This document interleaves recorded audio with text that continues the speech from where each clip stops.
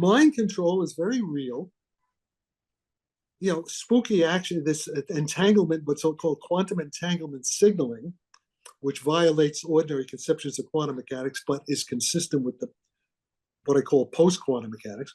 So all this stuff is very real. When Louis Elizondo gives, too bad you can't put that slide up, because the slide says what I'm talking about, that you can control leaders' minds. And that's what I see happening. I cannot believe that even Joe Biden and Victoria Nuland, and who's this blinking, stinking, this idiot Secretary of State. He's so stupid. You can see the guy is dumb. Amazing. So we're back again for episode 4 with Admiral Sarfatti. So Jack, I thought we would sort of begin by discussing some things going on in the sort of political landscape at the moment. We have President Trump being indicted on sort of 4 charges at this point, many of which people assume are just sort of fake and an attempt to sort of discredit him. What are your thoughts on that? Well, as this on Twitter, this black guy from the hood said, "You indict, we unite." Okay, it's all bullshit. And what this proves is that first of all, the Democrat Party, I know a lot of the leaders. I grew up with these guys. These are all communists. These are all Stalinist communists. They're what we call, I grew up with them, so I know what I'm talking about.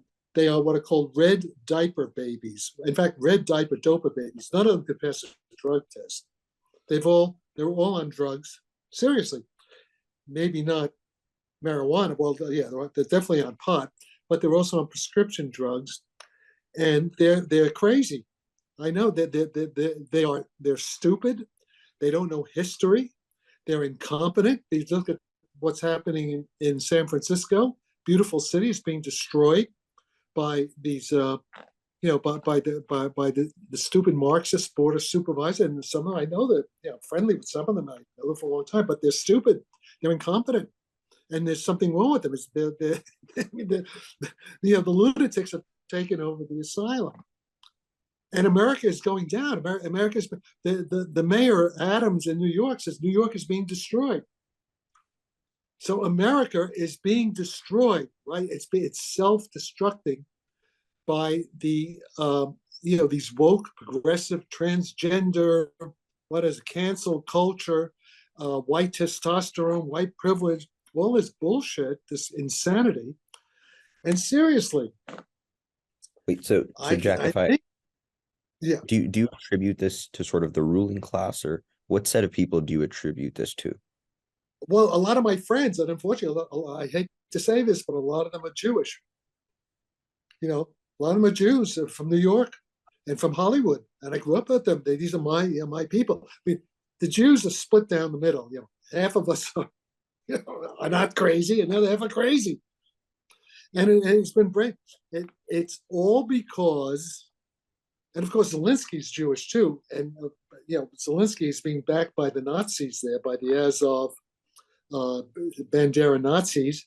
And they know he's going to fail. And then what's going to happen? They're going to claim that the Jews stabbed Ukraine in the back. It's going to be the whole rise of the Nazism again.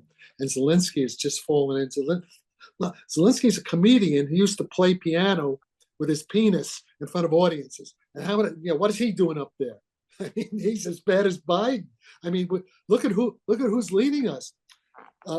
Tucker Carlson, who's lived in Washington. He's a DC brat. His father, I know his father is Carlson from the Foundations for Defense of Democracy. I know Cliff May, who's with his father. And Tucker has said, he's left with his brother, and they're living in some little rural town.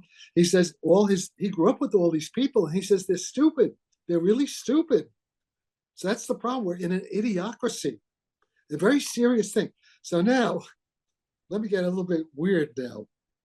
Hi, strangers, to the UFO issue. I'm really beginning to think that we are being invaded by evil, by evil extraterrestrials. It's like Mars Attacks, that movie Mars Attacks. that it's like invasion of the mind body snatchers. What's happened? I mean, I can make sense out of this. How can people, and I'm talking not only Democrats, well, the people, but also the rhinos, Mitt Romney, people like that, what's her name? Liz Cheney, Liz Cheney. All these people, how could they be so stupid? Really, can they be this stupid? It's like it's unbelievable. It's almost like a zombie apocalypse.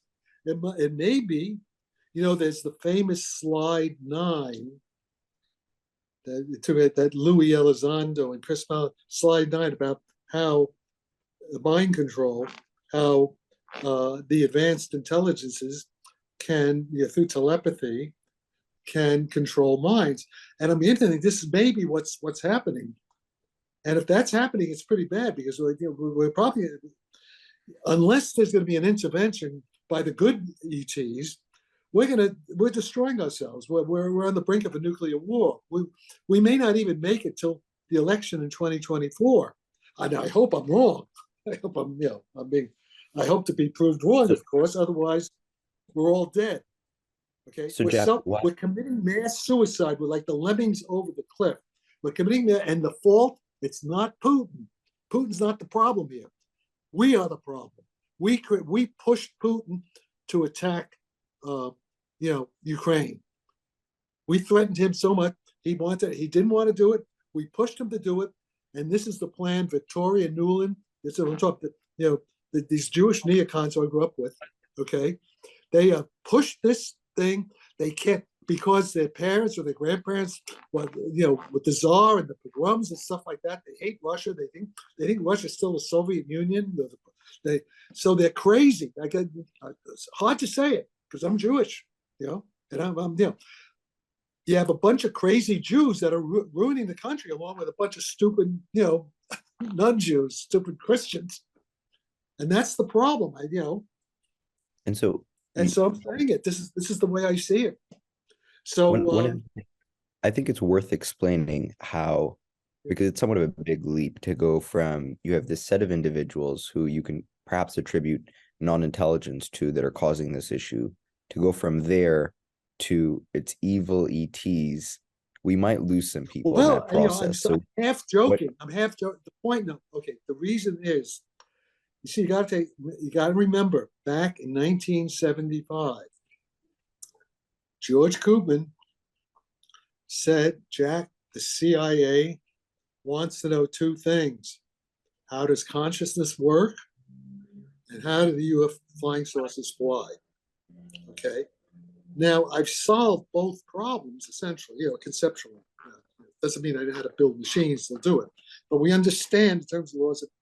And, also with Uri Geller, SRI. So the point is this.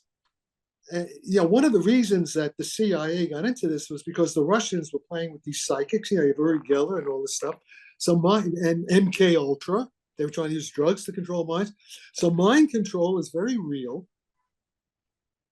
Spooky action, this entanglement, what's called quantum entanglement signaling, which violates ordinary conceptions of quantum mechanics, but is consistent with what I call post-quantum mechanics. So all this stuff is very real. When Louis Elizondo gives it, too bad you can't put that slide up, because the slide says what I'm talking about, that you can control leaders' minds. And that's what I see happening. I cannot believe that even Joe Biden and Victoria Nuland, and who's this blinking, stinking, this idiot Secretary of State, he's so stupid. You can see the guy is dumb, and that they could be so stupid as to pursue these policies that are destroying the United States, including the open borders. They're self-destructing. They're committing a mass suicide. Okay, so so maybe it is mind control.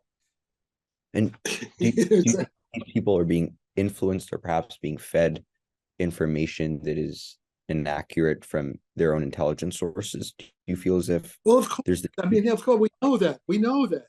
But the thing is, why? Okay, there's one non-ET version of what happened, and that's these Yuri Bezmenov, back 40 years ago, was a KGB defector high level, and he explained the influence operation started under Stalin from the 1930s, led to Kim Philby in England, and all these, the whole communist threat, all that stuff was real. Joe McCarthy, turns out, all that was real.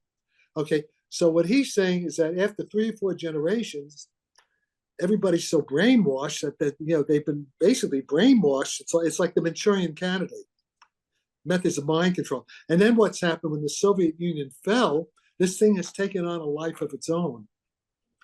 Okay, and so we Americans, the people in Washington, they're stupid, they're corrupt, like they take bribes, they're being bribed, and they're arrogant, and they have no sense of history. So we're being led by dangerously stupid people. And just Tucker Carlson said it. Tucker Carlson grew up with these people. So we're in a bad. We're screwed. I don't see any happy ending to this unless the good ETs come down and save us from ourselves. Putin's not the problem. America's the problem. Joe Biden's the problem. Or the people, Victoria Nuland, the people who engineered this stupid war, which now we're fighting to the last Ukrainian. We're killing all these young Ukrainians and Russians on a stupid war that didn't have to happen. Well, Jack, I think it's worth digging on. It's worth digging in on that sort of phrasing of engineered this war, because to many people the idea of engineering a war seems very unusual, right?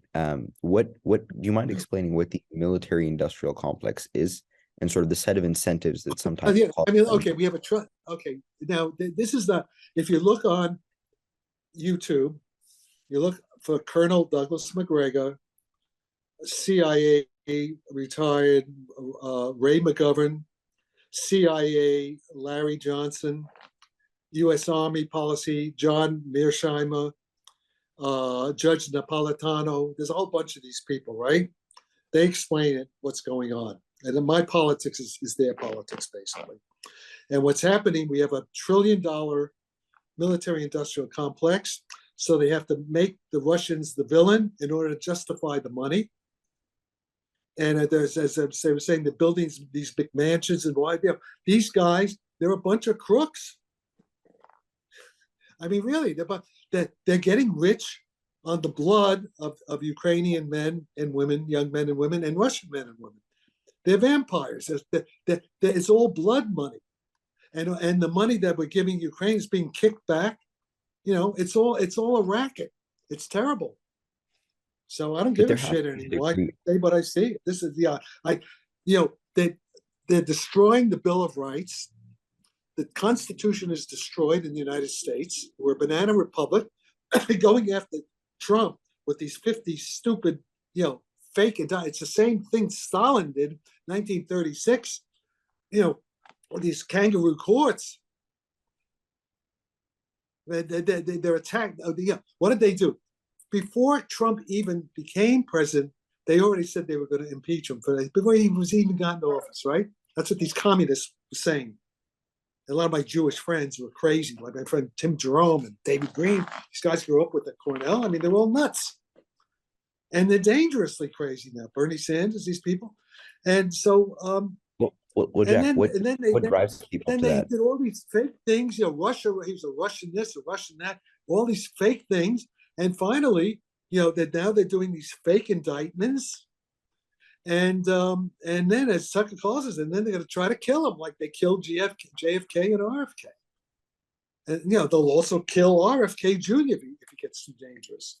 So we're living in a mafia, organized crime, sort of alliance, unholy alliance with communist, Stalinist, Marxist, Communist Party thinking, and they hate Putin because he's no longer a communist. Russia's not a communist state anymore. They're not a democracy either. He's like the czar. So they're authoritarian, but we're just as bad. Maybe, in fact, we're hypocrites. We're not free anymore, especially with the COVID and all the lockdowns that we didn't really need. So we're screwed. What is it that drives people, in your opinion, seemingly rational people, to conclusions that don't make much sense? Well, I don't know. I don't know. Either it's that's why I'm saying maybe it's evil ETs. That's all I can think of. How can people be so stupid? How could people with all the power in the swamp in Washington? How could they be so incompetent, so stupid, and so greedy not to be able to? They lack common sense. They're idiots. We're living in an idiocracy. So, and I don't see any happy ending. So that's why everything's falling apart. There's no stability. There's no faith in the institutions. We don't have faith in the Department of Justice. No longer faith in the FBI. No faith in the military anymore. The American military. All this woke transgender stuff. There's two-tier justice. They're total hypocrisy. Everything they're doing to Trump and Trump's friends, and they're not doing the real crimes committed by Hunter Biden and Joe Biden and other people like that. So everybody sees this. Now, of course, if they steal the election again, right now, so right now this stupid president Joe Smith, this asshole, this idiot, is now trying to indict Trump because Trump says that the election was rigged. So in other words, this is a violation of the First Amendment. I think the election was rigged. Millions of people think the election was rigged. And all this, so now these are thought crimes. This is right out of 1984, George Orwell. 1984. Yeah. This guy, what's his name? The Proud Boys guy.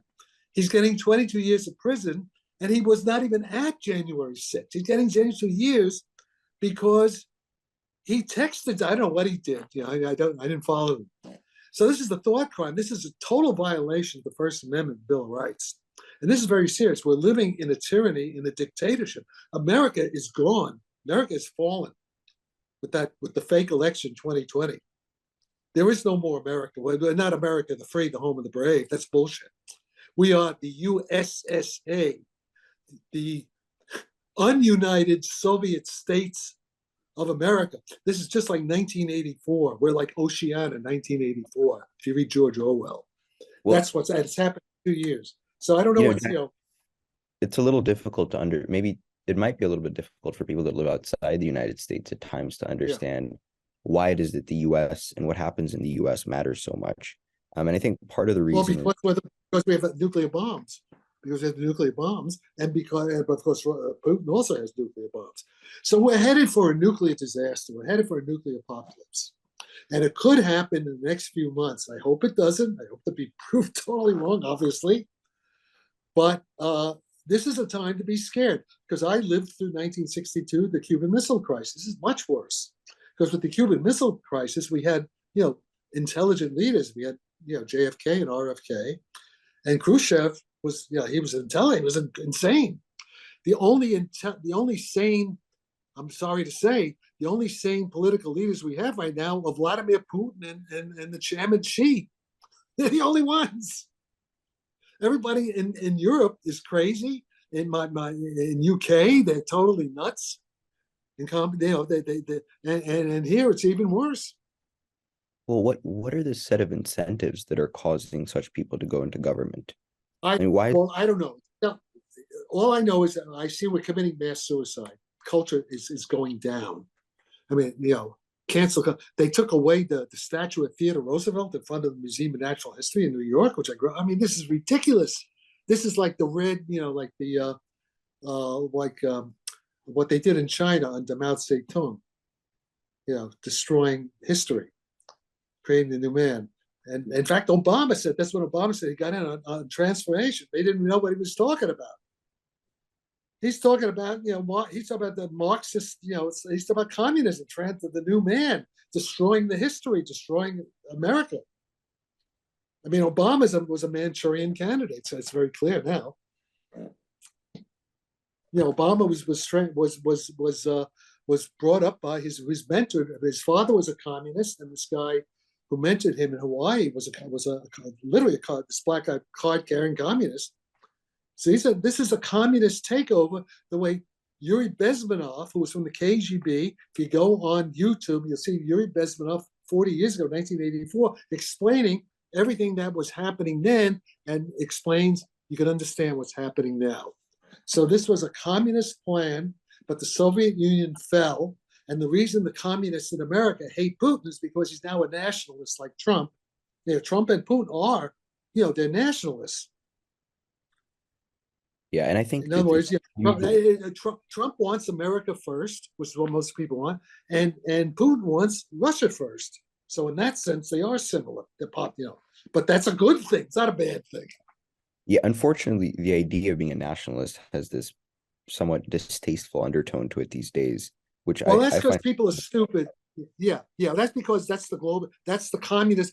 That's communism. The communism is new world order, globalism, single new man, erasing distinctions. Okay, so that's communism. Yeah, Global, collectivism. That's it. Globalism, world, and what it is, it's oligarchy. What it is, it's going to be, what's his name, Zuckerberg and Fuckerberg and these guys. They're all going to, it's what the Soviet communism is. It's really feudalism. You have a bunch of people at the top, the elite, with the billions of dollars, and all the poor people. That's poor people are just like slaves. And especially now, since in a way that's the bad side of the internet, and even everybody's on their screens, everybody's isolated. They don't even know who's living next door. Sam Altman's my next door neighbor. Has he knocked on the door to say hello yet? No. Of course, he's not there most of the time. Even he's living in a $28 million house. I'm also in a nice place, Russian Hill, and so the point is everybody's isolated. There's actually Twilight Zone episode about people. Everybody's with their iPhones, so we're all alienated, isolated, stuck to our screens, out of touch with reality. Everybody's going crazy. So that's it. So I'm 84. I'm going to be 84 in a couple of days. So I've had a good life. I don't give a shit anymore. Okay, but you guys, you're in trouble. I had a great time. I had a great time. What are they going to do to me? I could be dead in a year or two anyway, right? But it's very. bad for you young people, and that's why I'm saying what I'm saying.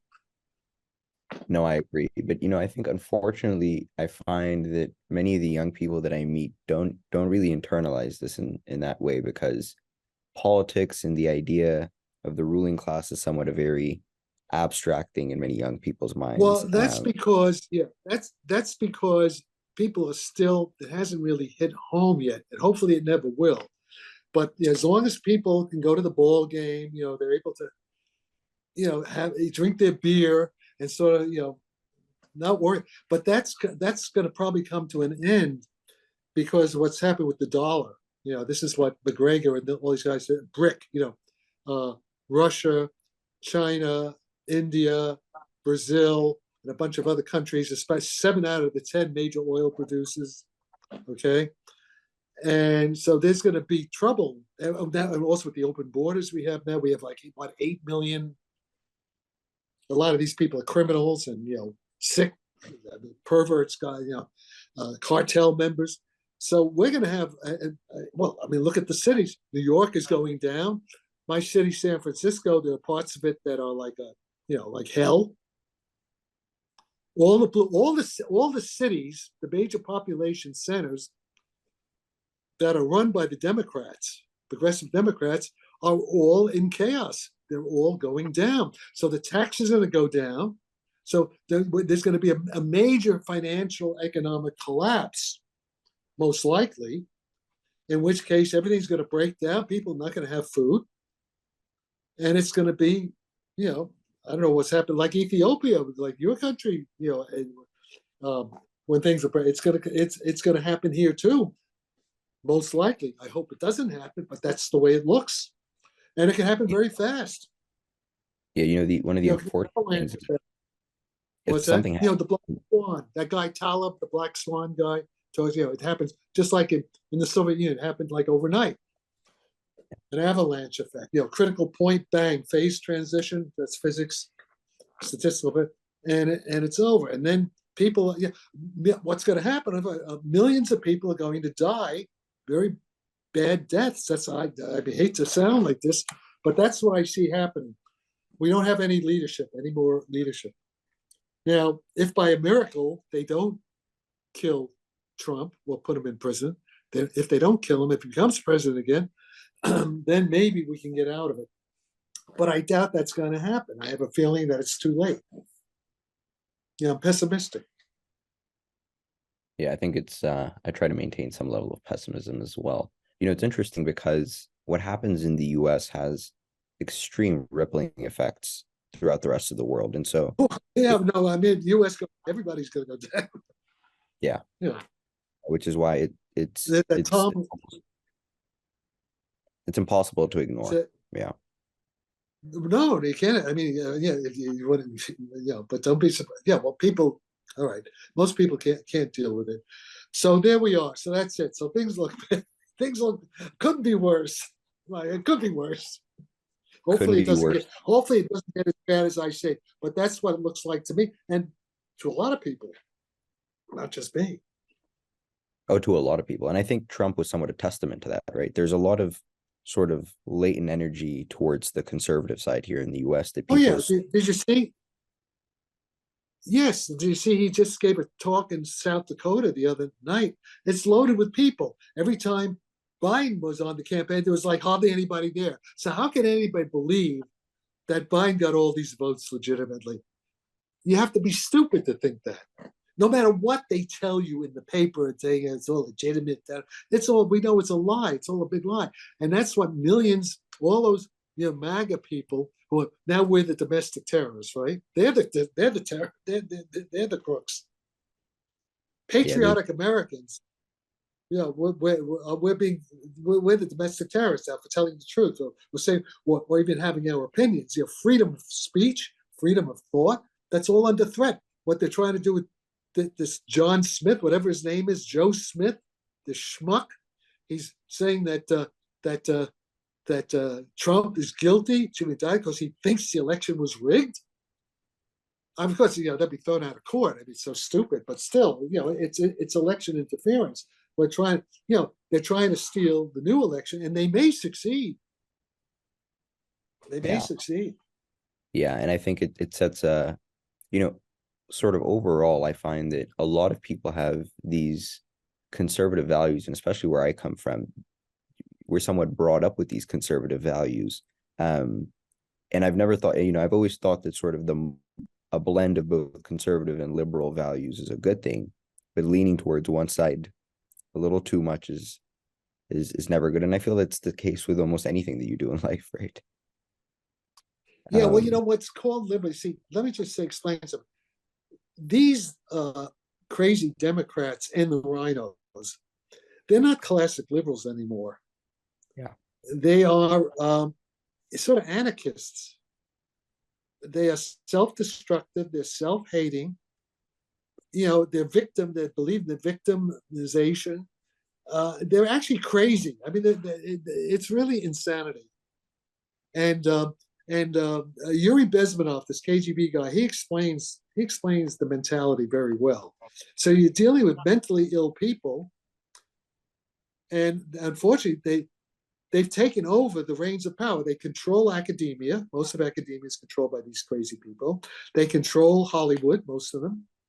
They control the newspapers. We don't have newspapers. It's all propaganda. It's a ministry of truth. It's almost ministry of truth. And now they also control the military.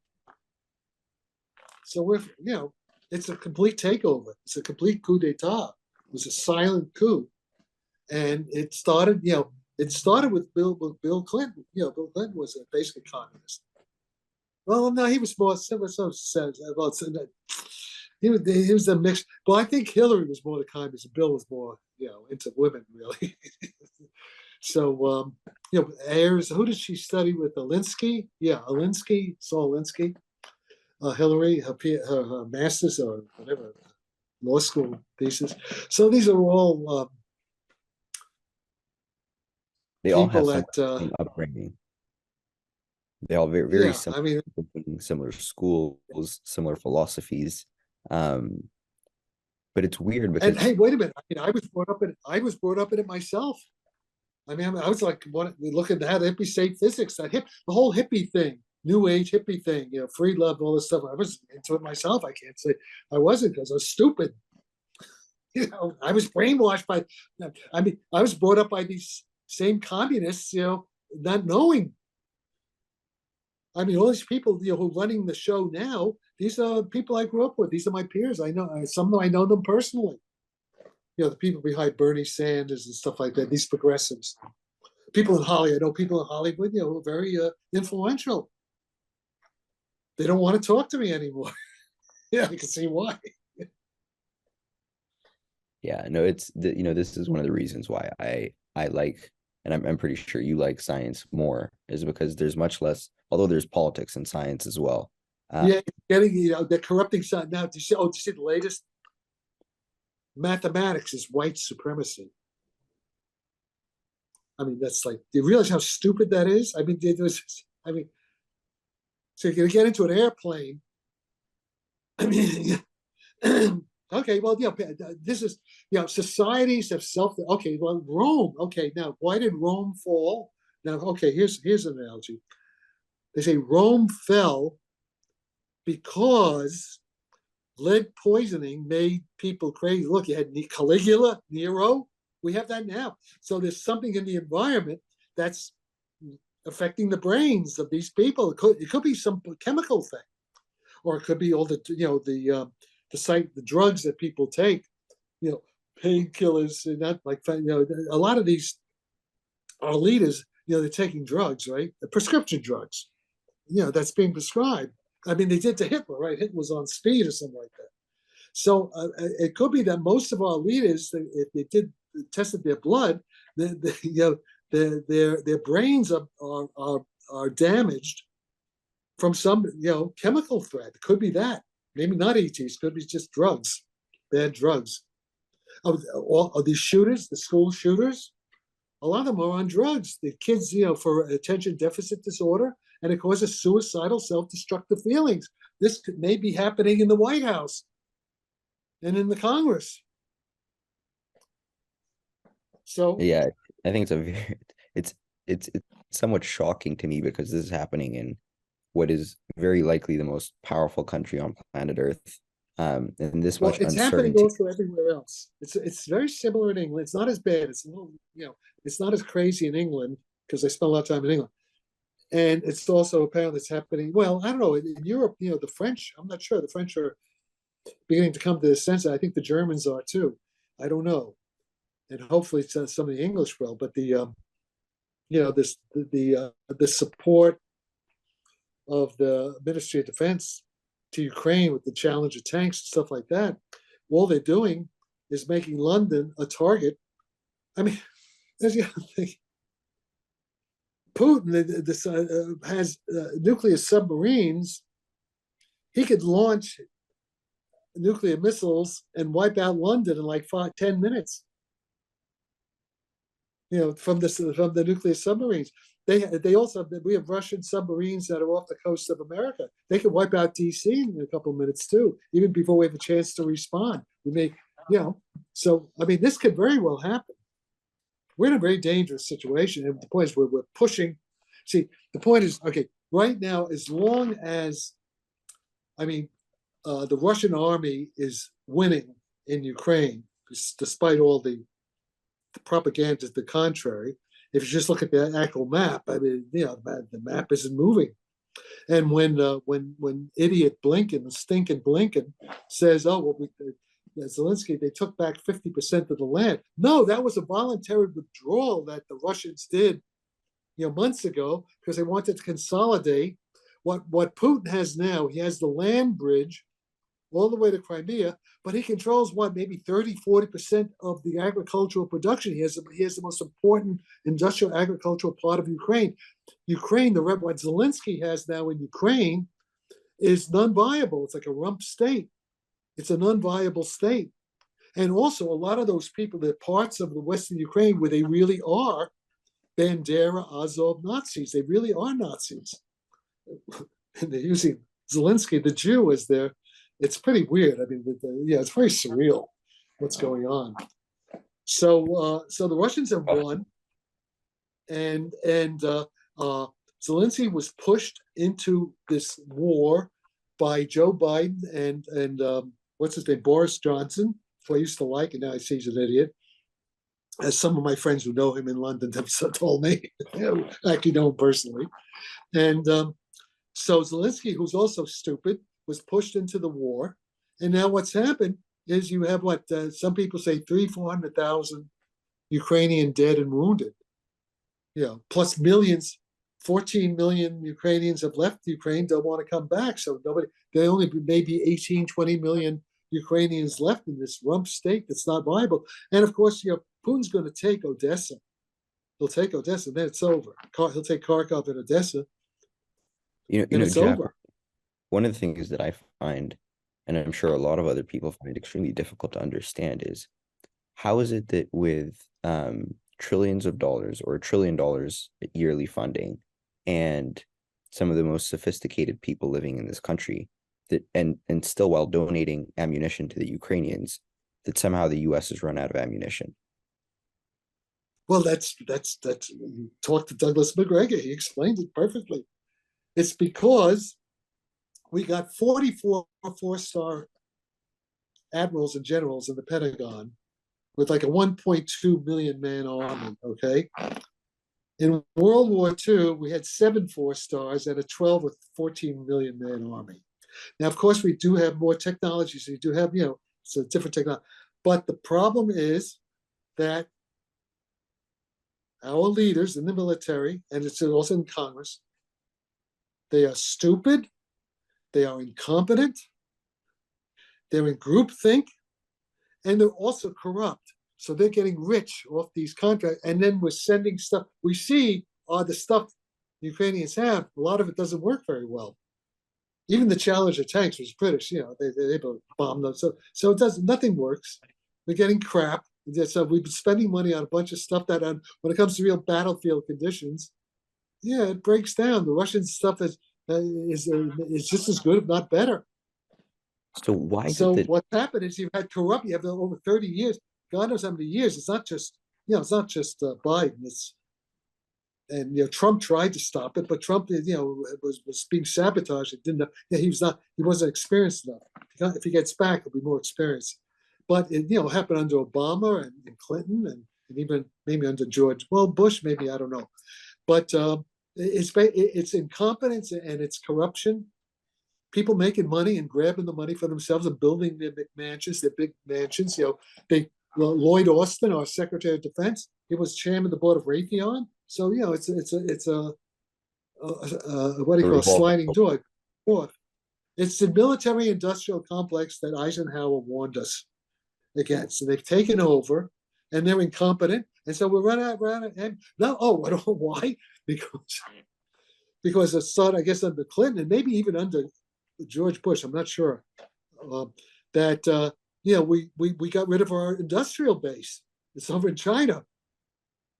We don't have surgical. We can't make thousands of tanks and ammunition in America anymore. We got we screwed ourselves.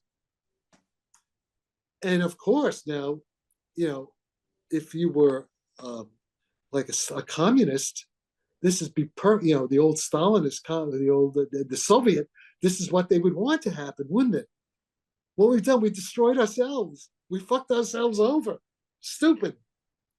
But Putin, at least they have, according to McGregor, I mean, I don't know firsthand. I'm not an expert. I'm just speaking now from what I hear from Douglas McGregor and people like that, McGovern and not Larry Johnson, that they have their arms factories are running 24/7. They're turning out all the ammunition equipment they need, which contradicts what you hear with London Times Radio. They're saying just the opposite. So it's just propaganda. I'm not sure which is true, but according to one side of the story, the economy in Russia is fine. The sanctions have backfired because Russia's selling plenty of oil. There's plenty of market for his oil. With Brazil, not Brazil, India. China is taking it. Whoever's buying it. And there's something like 40 new Russian millionaires since the war began. So the Russian economy is doing okay, but the German economy is collapsing, and of course the French. Europe is going down. And Seymour Hersh, Biden ordered the destruction of the northern the Nord Stream, what do you call it, pipeline, and probably the dam too, the dam, and but so we did we, that. So we attacked Germany. We attacked Germany, a NATO so partner. So it's everything probably is, worth it's probably worth because that's a very bold claim, right? But to many people, and I think to you yourself, that strikes you as very obvious, I think. oh, it's But for obvious. But Seymour Hersh has proved it. He has all the evidence. You have to be an yeah, idiot not to understand. Seymour Hersh is a very careful guy. yeah, but Jack, you see, there's all these He has all obvious the things. evidence. He has the emails. He has everything. He has everything. It would hold up in court. It would hold up in court. If Yeah, but Trump becomes president, if Trump becomes president, all these people who did it might be tried for treason for doing it. Yeah, that's why. yeah, That's why. That's why they're not going to let Trump become president. They will try to assassinate Trump because they know if Trump gets back in, they're all going to, they're going to go to jail if there's any justice. But they're going to probably kill yeah. it. They're going to probably do something to Trump. But you see, Jack, one of the problems I found is that a lot of these obvious things, like coronavirus came from a lab. The Of course attack it did. on the pipelines was the Americans. All these things that are seemingly obvious have become conspiracy theories for some reason that I No, yeah, can't but they're not. Why? can't Why would comprehend. Putin? Okay, why would Putin destroy his own pipeline that gives It's him money? insanity. Does that make any sense? You have to be a fucking idiot to It even makes no take that sense. seriously. That Putin's going to destroy his own pipeline. That's stupid. He's a rational person. He's not going to do that. It's not in his interest to do that. It's in his interest to have be able to supply Germany because that gives him power over Germany. So who gains, right? I mean, you have to be an idiot not to see and not to see I this. think Jack, one of the things that I feel is plaguing perhaps a large sum of the world. It's not even just an American thing, is groupthink. We've become very just like, I think this is Rene Girard's Well, idea of mimesis. yeah. Well, you know what? People have always been that way. It's a tribe with tribal animals, but also part of the problem is in World War I and World War II in the West. In the West, the best and the brightest died in the trenches. Especially World War One. In English, so we're having what's called genetic drift, devolution, and the intelligence level of the world population is going down because the brightest people were killed. They volunteered, patriotism, stupid war, world war. That's what we're having again now. So it's a genetic thing that the average person today is not as intelligent as they were back before World War One, and that's what we're seeing. That shows in the leaders. We're devolving into Homo inferior from Homo sapien, Homo superior, down to Homo inferior. There's still a few smart people like a few, but very small, not fraction. It's And interesting this because is a big problem. I find that I meet both the dumbest people I've ever met in my life and the smartest people I've ever met in my life. Um, Geniuses, I would say, people like yourself. It's just so wild how large sort of the difference is. Um, but Yeah, I and do believe some of the smartest people are still here and are still very capable of doing incredible things. I just yeah, think but they it's but they don't have any power. The smart people don't have any power. And you even yeah. see that with the UFO issue. All these stupid people are running the show, even the UFO issue. You got what's his name? Corbell, he's an idiot. George Knapp, a nice guy, I like him, but he's a schmuck. He doesn't know anything. They don't know any science. Joe Rogan is schmuck. All these guys and Chris Mount, all these guys running the thing, they're all stupid. They don't know. I mean, they're smart. So even Elon Musk, all these. Yeah. Also, we could be smart in certain areas and stupid in others. I have I know what I don't know. So that's the difference. I know. So I'm not going to say things about the vaccine. I know because I don't know. That's I'm focused in on what I'm doing. So I know when I don't know. All right. But we have, in terms of this UFO issue, it's actually a simple problem, the physics of it. Well, And Jack, how do you think that it ties in? Because so we spoke a little bit about politics and we spoke about some of the things that are most important on our planet today. Um, It's sort of interesting because to a rational mind, you might assume that the UFO issue is perhaps more important or just as important as the two topics we just talked about. Where As the would you which, put it on?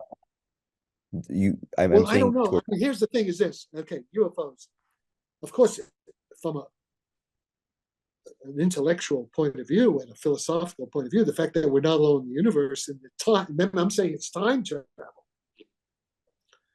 Okay, so it may be the best case scenario is that because it is time travel and because I was contacted in 1953 by an intelligence from our future, that they're not going to let the nuclear apocalypse happen. They have a superior technology. We know already.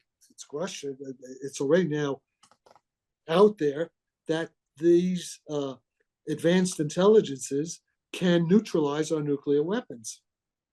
So hopefully they've neutralized. Hopefully most of our nuclear weapons won't work if we try to use them because they've been decommissioned by the ETs, in the Tic Tacs. That's the best case scenario. But I'm not I don't know that's the case. I'm just saying that would be nice if that were the case. There's some evidence. There's some evidence for that, but I could be wrong about it. We can't assume that's hopefully that's best case scenario. Worst case scenario is that we're all a smoldering radioactive heap. This thing behind me, you see what's behind me? You know what that is? That's where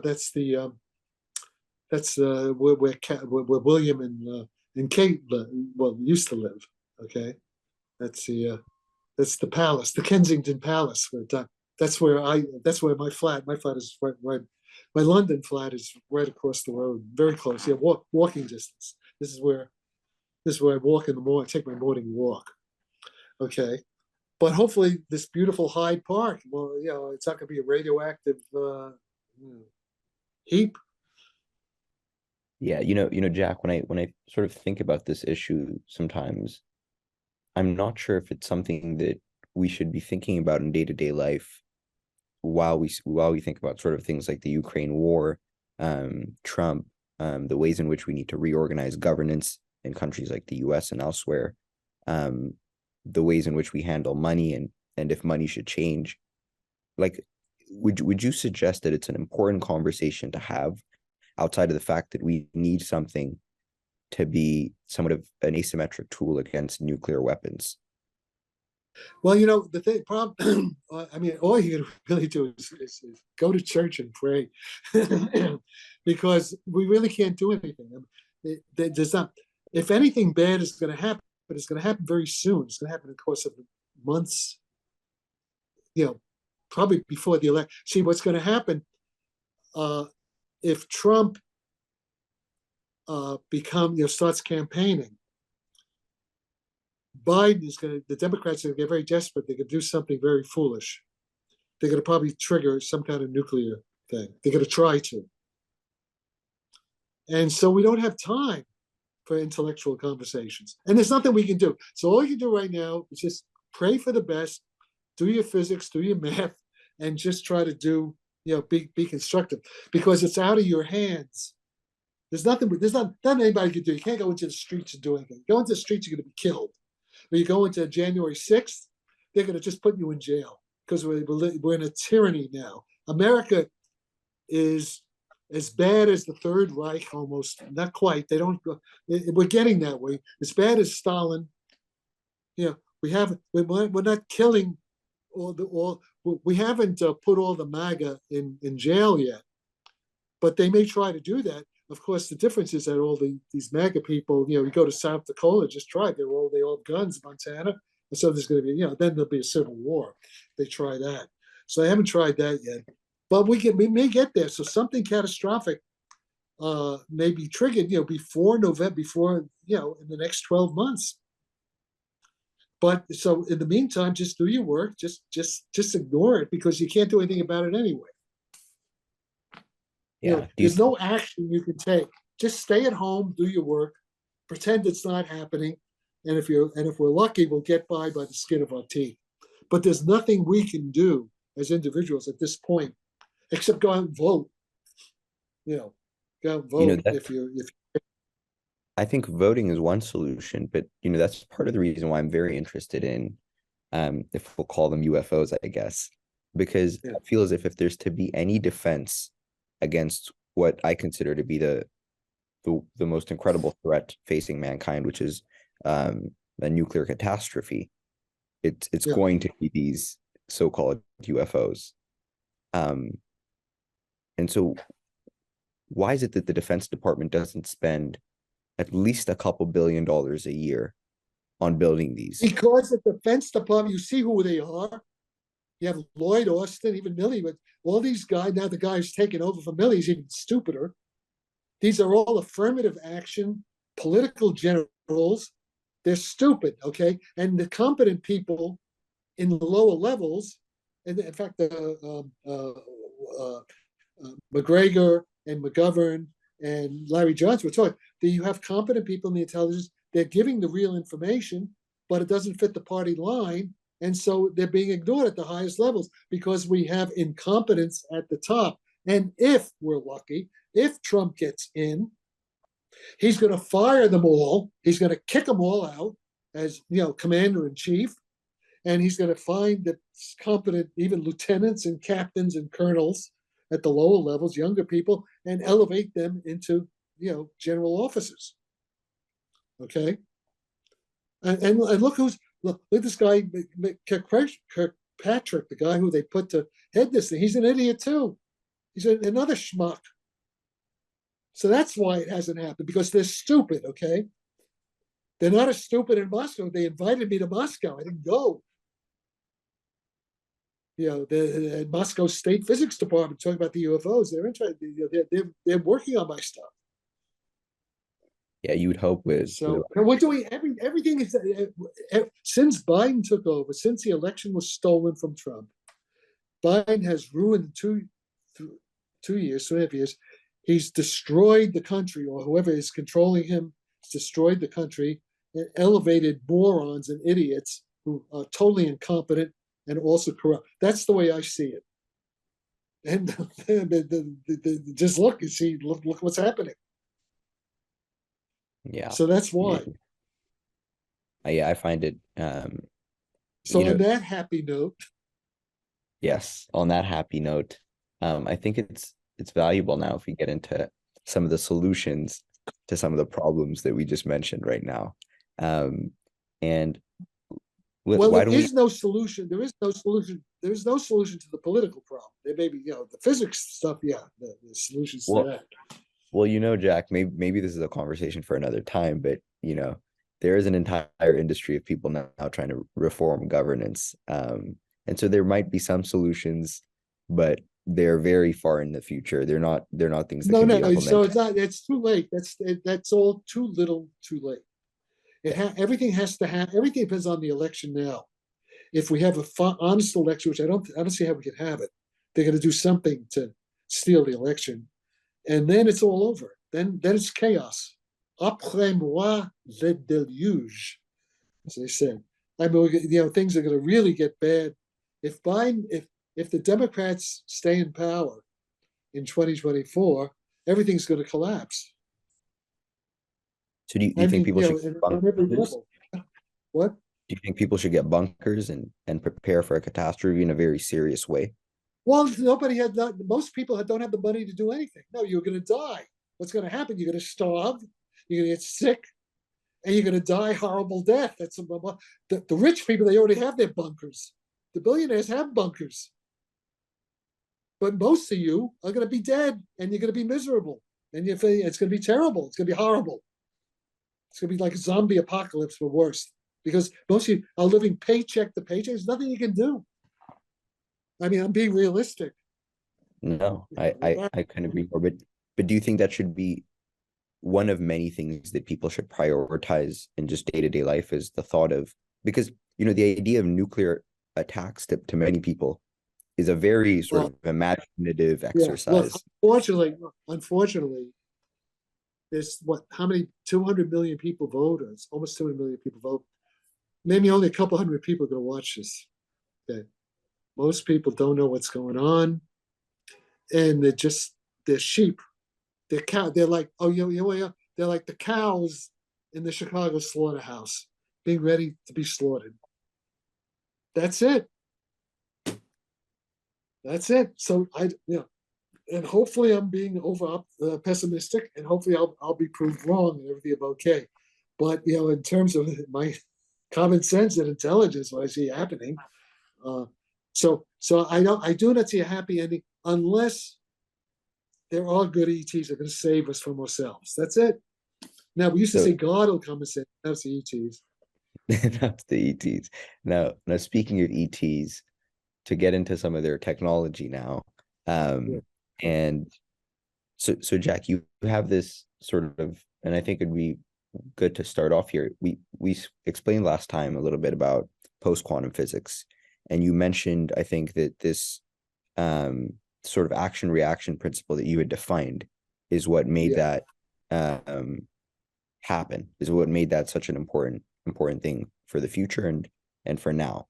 So do you mind deep diving into that a little bit and sort of explaining some of the physics for the ER equals EPR? Yeah, well, Okay, awesome. So, you mentioned this thing that, like we said, that's very important for sort of this post-quantum principle, which is this action reaction. So can we deep dive into that a little bit? Let's get as technical as you'd like. Okay, action reaction, right? So we had Einstein.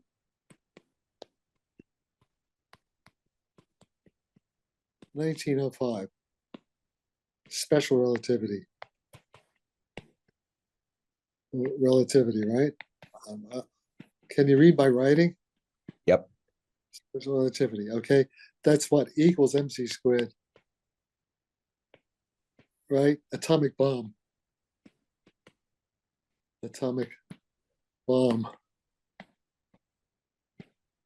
Okay, but no gravity.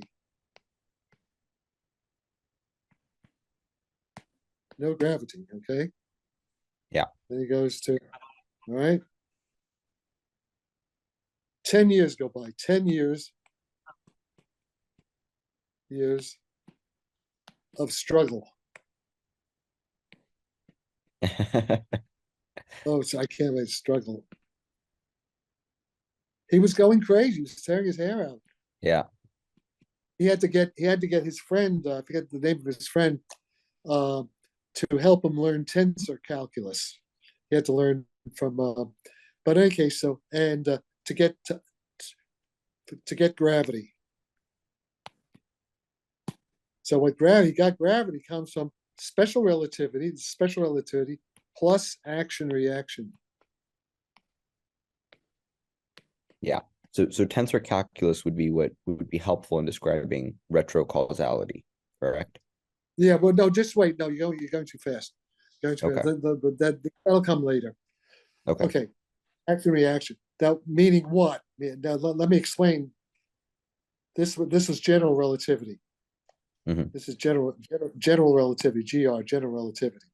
So what happens is, okay, in special relativity, you have space-time.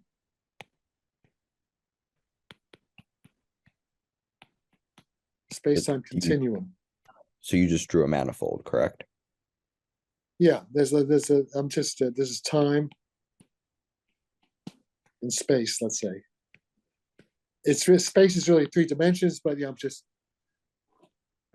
I'm collapsing 3 dimensions to 1 dimension. It's an actual fabric. It's an actual field. It's a dynamic. Okay, no, wait. In special relativity, it's rigid. Space-time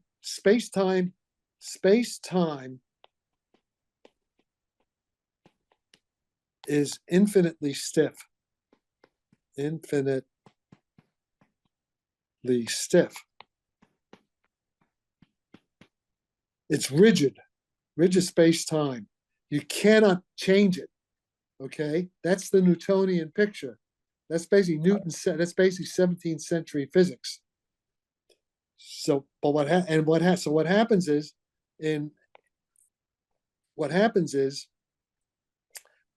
you have what I call a free particle. Here's a particle.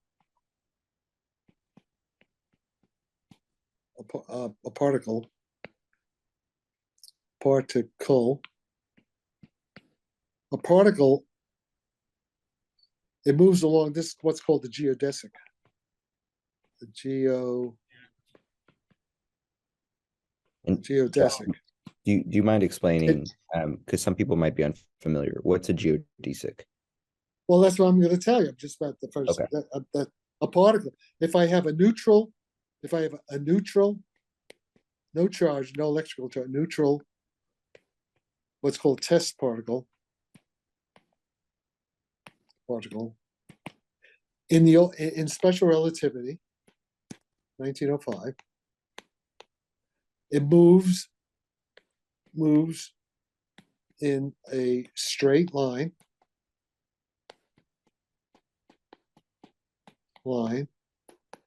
without acceleration.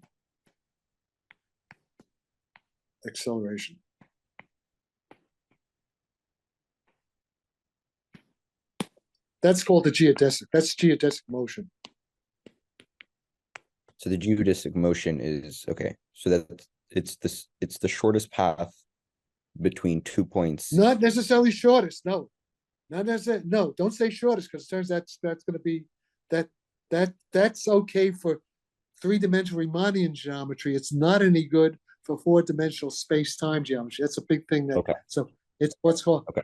It technically it's the calculus of variations. It's the action principle. It's what's called a critical point. But let's not get into too much mathematical detail. The geodesic motion is the natural motion of a particle. By the way, now geodesic motion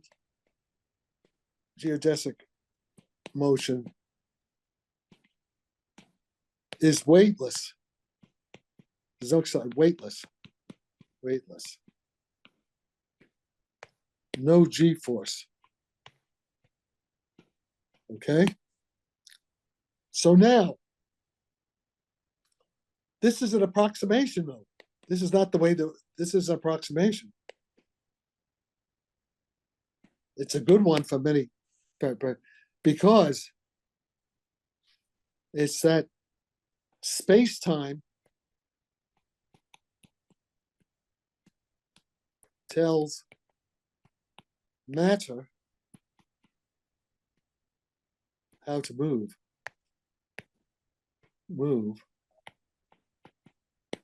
on weightless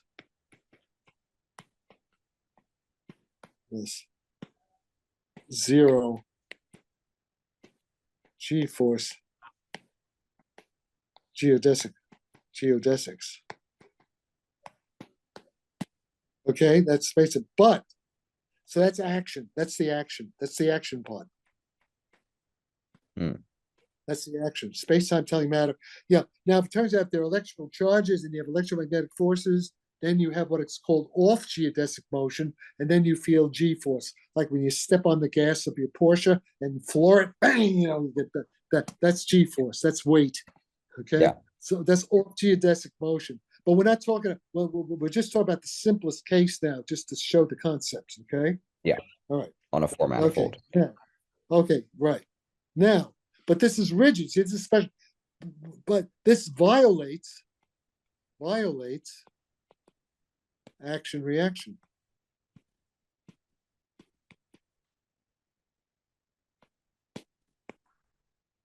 Because what reaction would be what matter back reacts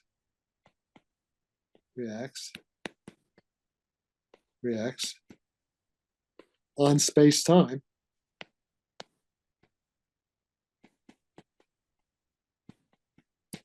That's gravity. That's what gravity is. That's the bending. So we start. This is a general now philosophical, like organizing idea. Okay. Yeah. It's just generalized. I'll call it the general principle, or the metaphysical principle of action reaction. It's an what Lenny Susskind, I think, uses the term organizing principles. You know, it's like the substrate of your paradigm, how your thinking about the problem. Okay. Exactly. Okay. So this is so let's go. So the This is good. reaction of matter back on space-time continuum is the curved space-time, and that's gravity. Okay, that's gravity. Okay, basically. Now there's something called the equivalence principle, but that's secondary, and I won't talk about that now.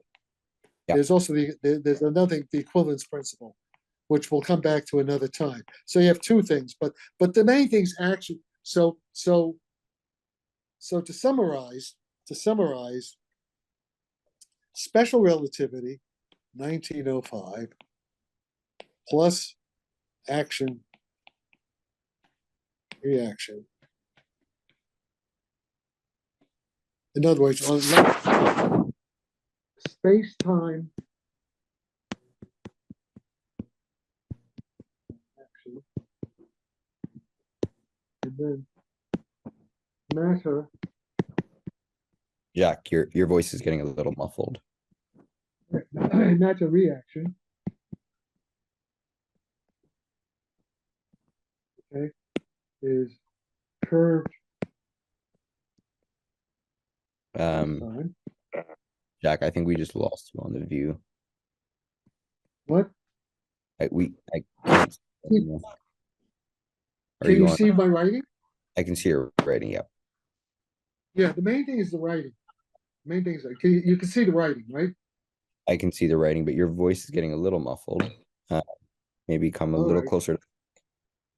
Well, you see, I got to hold. I can't write, and well, maybe I can. Let me see. Let me see. I'll see if I can draw. Have it on the thing. Okay. Okay, but can you see what I just wrote? Yeah. So Special relativity. Can you see the screen? Yep, I can 100% see the screen. So I think it's worth sort of summarizing where we are till now. So you explained a four-manifold, you gave us an example of a test particle, and you showed how the geodesic motion on spaced curve time works.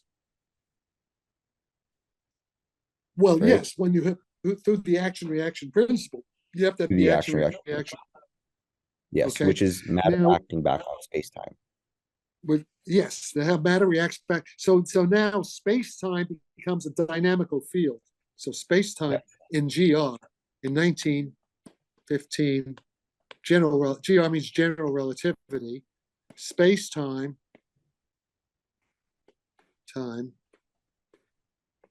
is a dynamical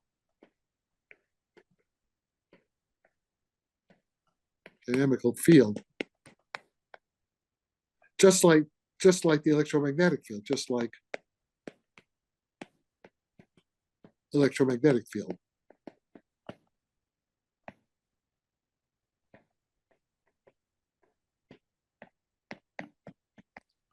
Okay? Space-time dynamical field. Well,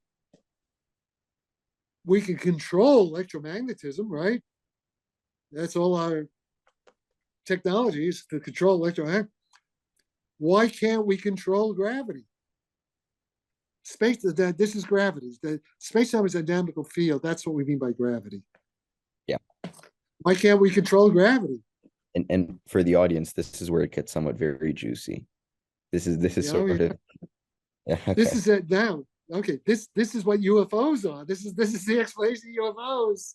That's exactly it. Yep. They're controlling gravity, but gravity itself is space-time. So you control gravity, you control time. That's time travel. It's really that simple. It really is. Okay, that's amazing. It really is. It really is. Okay, now, but what's the problem? What is the problem? But why? Energy problem. energy problem. So Jack, just to give sort of an explanation of what some people claim is what makes this impossible, is that people claim you would need an ungodly amount of energy to accomplish Yeah, that's this, what I'm right? about to explain. That's what I'm going to explain. And, So the problem. Okay, so now let and this me. is why you're, and I should Yeah, say this is why you're very important, is because you've in some sense found the solution to how to do this with much yeah, yeah. smaller So energy.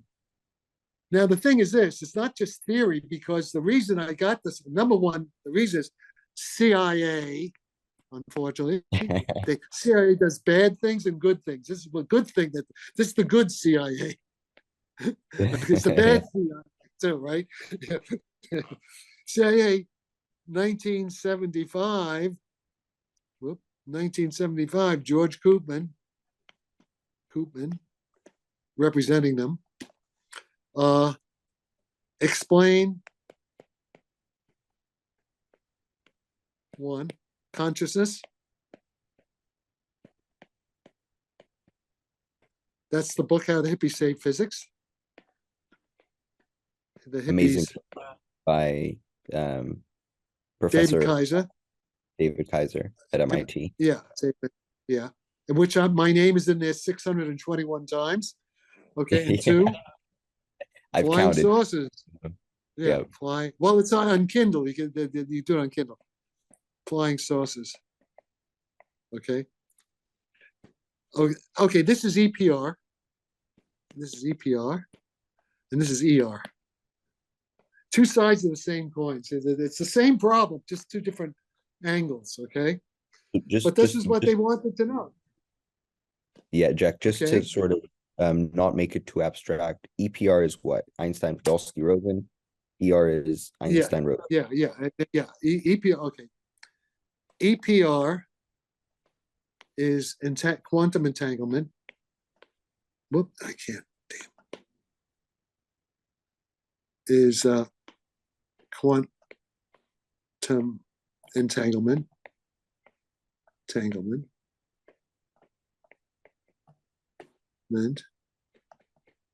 This is the 2022 Nobel Prize. Exactly. John Clauser, who was part of my group. John Clauser. Alain Aspect, etc. And the other guy, Anton Zellinger. This is what Einstein called spooky, telepathic, let's call it paranormal. Whoops. I'm putting in paranormal. Paranormal, high strangeness. Yeah, paranormal. Normal. I can't. High strangeness. It's okay. You don't have. Strangeness. All right, right? That's that part. That's EPR. Whoops. Yeah. Let me do it. That's EPR. Jack, don't worry too much about spelling. I think EPR, but I want people to. It's EPR, okay? And ER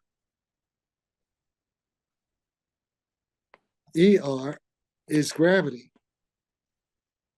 In this case, it's the wormhole. Hole, but actually Stargate.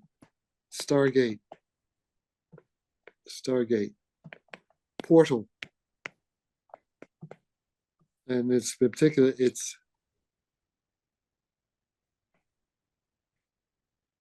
what's that? The scene that this is the jet plane. This is, and by FAT. portal he means a very literal portal. You're I drawing mean the ET. portal. This is whoop to the exoplanet, to Mars. Step in here and step out of Mars. Okay, this is what Ryan Graves,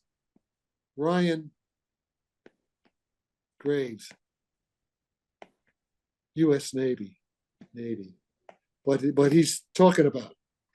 They don't know what they're seeing, but that's what it is, and that's the other part of this. That's the okay. So now, let me, okay, we see this? Okay. Yep. So now So we so have, now okay, I now, think it's so now, important. so ER Yeah. equals EPR was Lenny Susskind, but actually it was me too, Lenny Susskind. But also I had it, Jack, 1975 book, Space, Time and Beyond. I had the basic idea, space, time and beyond. And Jack, you shared, and I was watching this back. You shared a very funny story about how your sort of first impression when you met Lenny, that I Oh think yeah, people Lenny. would love to watch. They should go back and watch Yeah, that yeah, episode too. Lenny came in. He looked like we thought he was the janitor because he was wearing the Levi's. Yeah, he would actually, his father, he actually helped run his father's plumbing company. He was a plumber before he got to Cornell. Yeah, which I Yes. think is hilarious. But Yeah. okay, Okay. So the point is, I already had the basic idea of ER equals EPR back, 30 years before Lenny had it. But Lenny's version, of course, is much more sophisticated. Lenny's version, it's much more technical, and it's the world hologram too. World, world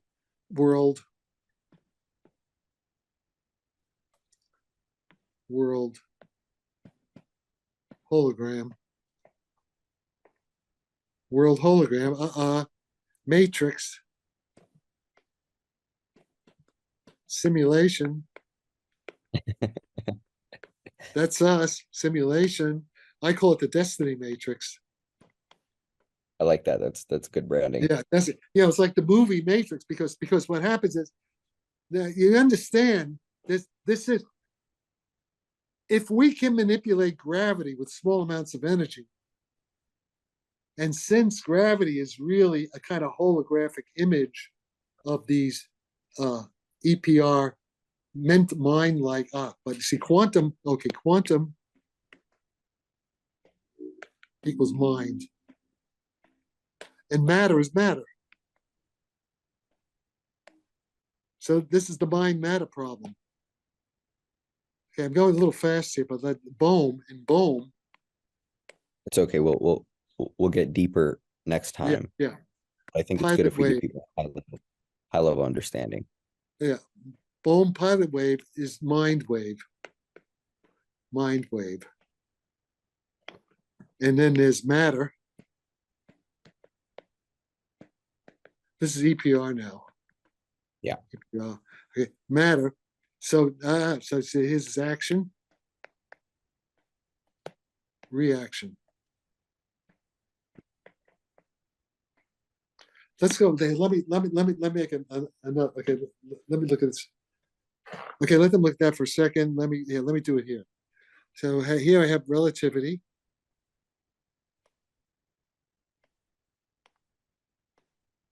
And here I have quantum. So here I have space-time. Jack, And just here I just have, to stop you. I yeah. don't want to stop your train of thought, but for someone who's just getting into this, and I find that I've spoken to a lot of people who find sort of the technical nuts and bolts of this extremely interesting. Would you say that starting off with tensor calculus would be a good place to start by first trying to understand tensor calculus? No, not yet. First, try to understand what I'm saying here, and then you can get the Okay. tensor. That's anybody. This is new. Nobody's done this. This is new. So look, this is just get the pictures. I think in pictures, by the way. Okay. Oh I yeah, so think in do I. cartoons. I think in cartoons. So, Okay. All right. so do I. I'm the. They used to call me when I was in Brooklyn as a kid. They used to call me the comic book kid. I'm the comic. Jack is the comic. Jack is the comic book kid from Brooklyn, from Flatbush. Okay, look. Okay, look. Here's the point. This is action. This is like Shazam. Shazam. Do you ever see Captain Marvel? Does that Captain Yeah. Shazam? Action. The lightning comes down. Action.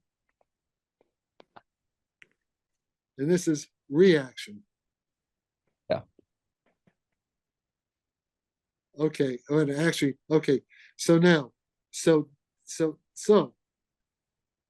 when the reaction here, that's reaction, that's gravity. And the reaction here, see, this is consciousness. I should redo this. Let me do this. Is important. This is actually important. Yeah. This is ER, and this is EPR. Okay, let me do it again. You had Carlos Suarez. Carlo Suarez. Very important person. Paris, 1973. Kabbalah, the Jewish mystic.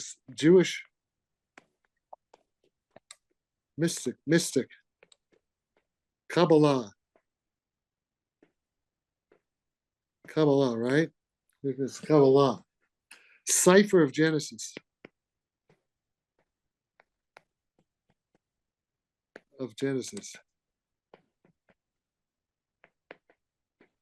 This is a physics code.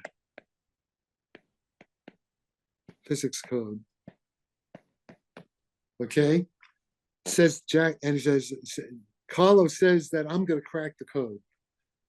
I'm cracking the cosmic code. Okay, and this is what he says, and Carlos says two things: the Suarez equation. This is the Suarez equation. 1973. Okay, and the other thing is smash the wall of light. Smash the wall of light. That's in relativity theory. Relativity. It's called the light cone. Okay, in relativity, all particles, the geodesic, all the world lines of particles are inside the light cone. This is past. This is future. And smashing the wall light cone, you might think it means like going outside the light cone, like tachyons, but it actually doesn't. It's actually better than that. This is like smashing the wall of light. Okay, smashing wall of light means faster than light travel, right? To the to exoplanets. Well, even into, well, let's say Earth to Mars, let's say. We want to go faster than light, right? So that's what he's talking about. That's like, that's the Stargate. That's the warp drive. So that gives us to warp drive,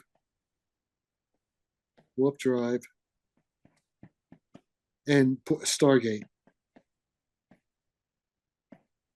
Yeah, just back to UFO again, right? UFOs, right? So now, let me go on. So now, this is the light cone. Again, for the audience, this is a high-level explanation. Feel free to take screenshots. But we will. This is FTL. This is FTL. But this is like a tachyon. But we don't want this. This is actually not. No, this is the old idea. No, we don't want that. That's the wrong idea. What we're doing instead, this is the wrong idea. Here comes the right idea. Here's the right idea. The right idea is this. This is space. This is time. What we're doing is that we're bent where these are light cones.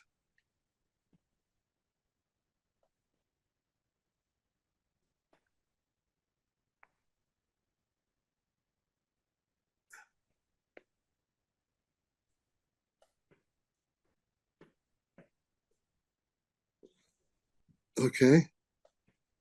Here's Earth. Here's Earth. Ah, fuck. This is Earth. Earth. Mars. Okay. This looks like it's faster than light. This is FTL without FTL. With I don't know, without FTL. This is warp drive. Warp drive. What's the See difference? inside. I think it's See important to do. inside. This is the UFO. This is the Tic Tac. See inside. This is a geodesic.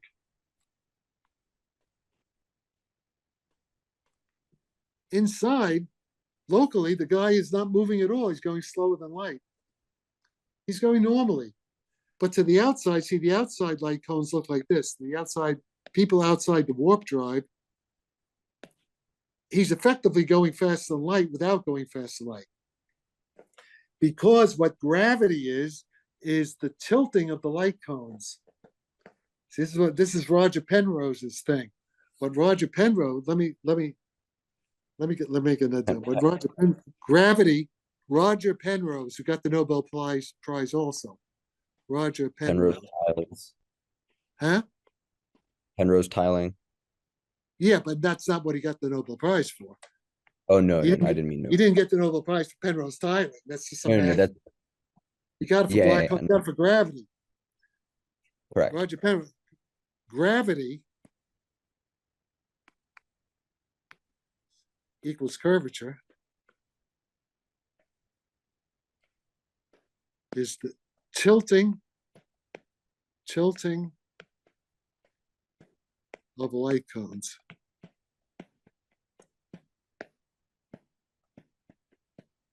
Okay? Think of the light cone. Let's make an analogy. This is a light cone. And this will be like a magnetic moment. Magnetic moment. Or even electric dipole moment. This is in 4 dimensions. This is 4D space-time. And this is 3D space. This is just an analogy now. So in this analogy, so I'm making an analogy because the light cone has like an orientation, right? It's like a spin. See, it's almost like a spin. That's like an arrow. Natural, the time axis. Okay. Okay. So now what's happening? Very, very interesting that you mentioned spin. I think we'll get into that a little later. Yeah. That's not much like okay. So, but now, ordinary space-time, flat, special relativity, zero gravity. Gravity is all the light cones are parallel to each other.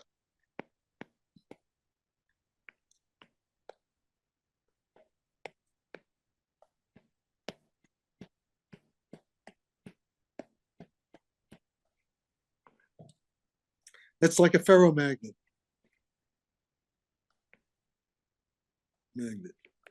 All the spins, all the little magnetic spins are parallel to each other.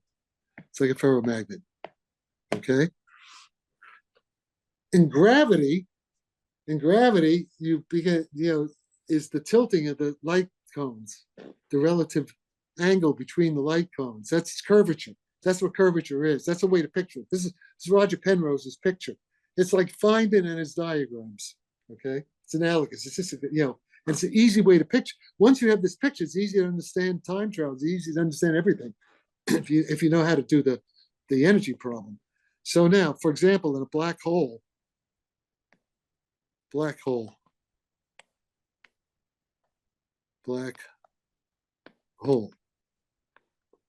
This is you have something like this. this is the surface of the black hole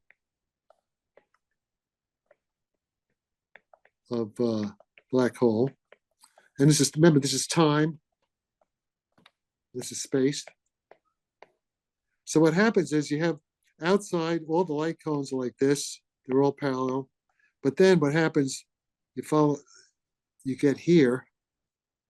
Let me just do a different color.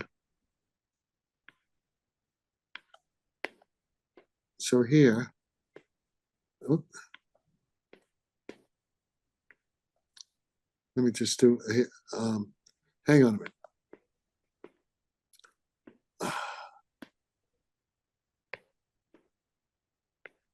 So let me just do this. So here you have the light cone is like that. See, this is called the horizon. It's called event horizon. What's happening here, all particles, ordinary particles, ordinary matter has to be inside the light cone. So here you see light itself cannot get out, can't escape to the outside. Okay? So that's the surface of the black hole. It gets trapped. White hole is just the opposite. White hole, everything is the opposite. It's the time reverse of that. It's the white hole. This is the black hole. So it's like the Roach Motel. You can get in, but you can't get out. Roach Hotel. And that's what a black hole is. Okay, basically. Now it turns out they evaporate too, but that's another, that's quantum mechanics. It's another story. All right. So now, here's the problem. If I can do this, with small amounts of energy, if I can do this, I can even go do that, right? This is time. Time, space, and this is time travel. Whoop.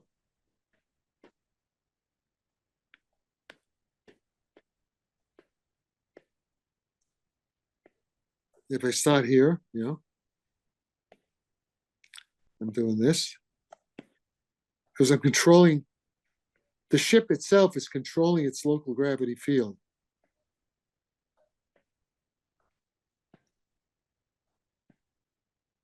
Let me just do this. Whoop! I wind up here. Old Jack.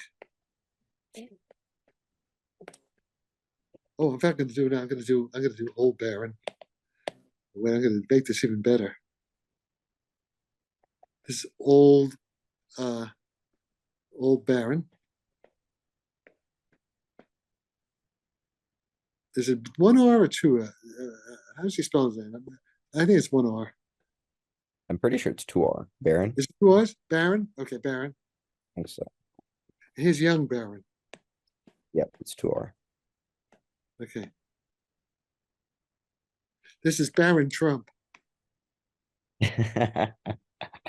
Interesting story there, right, too. Yeah, because this is actually sci-fi story in 1900 or so. Baron Trump and his time machine. Okay, it's Baron Trump, and you see, and now these are what the UFOs do. This is Tic Tac. Tic Tac does this. This is it. This is what I'm talking about. This Jack, is what. No, but you have to do this. The trick is, how do you do it with small amounts of energy? See, that's the trick. But the concept is very simple. This is general relativity. See, the concept is very simple. A child can understand. So 10-year-old, 12-year-old. Once you explain this a little more slower than I've been doing, because you can visualize everything. And what I'm claiming, this is what the U.S. Navy is seeing. This is what they're seeing. That's what the 6 observables are. The trick is how they do it with small amounts of energy. Okay? And this is exactly in 1953 what the computer on board the spacecraft conscious artificial intelligence said they were going to teach me. So that this is I'm getting it from them. I'm just the messenger. I'm just an idiot. I don't know what I'm doing. Seriously, this is the trick. This time travel. There's no problem with chronology. Everything Stephen Hawking was worried about, you don't have to worry. He was about a closed time-like curve. It's an instability, but this is not a closed time-like curve. It's like it's an open circuit. I'm not going back to the same place. I'm going back to a little close by. It's open. There's nothing to worry about. See, they just had the wrong idea. This is how intelligent fools. They can be very smart, but also miss something that's very obvious. All right. So I'm claiming this is what actually is happening. This is not theory. This is I'm explaining phenomena. I'm explaining what being seen. But you have idiots out there that that are keeping this information from getting the people who should know about it. All right. So now, this is the ontological shock you and me have talked about, right? Yeah, but it's actually it's beautiful. It's simple. It's so simple.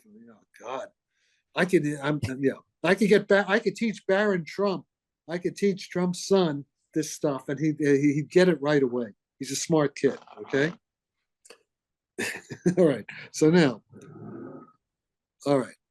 So how do we do it? Back to the energy problem. Let me change color. Let me go back at this. Einstein,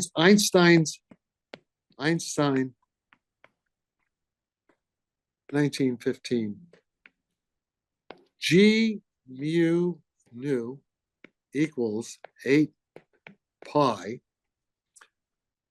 big G, c to the 4th, T U V. This is GR. Wait a second. Let me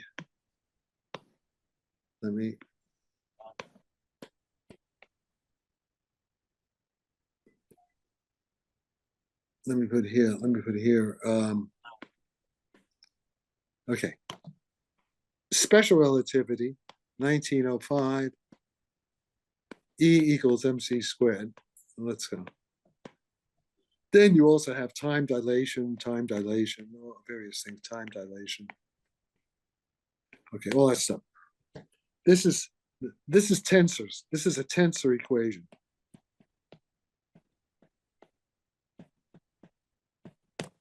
Okay. This is Newton's constant of gravity. And what it's called MKS, if I remember, I think it's like 10 to the minus 11 in the right units. And this is vacuum speed of light. Vacuum speed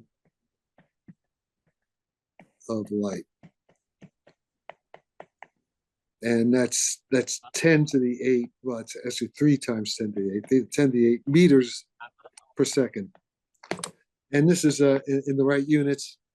Here, let me go next. So G is roughly, I think it's 6.7 actually, if I remember right. I'm doing it from memory. I could 6.7 times 10 minus 11, and it's mass density,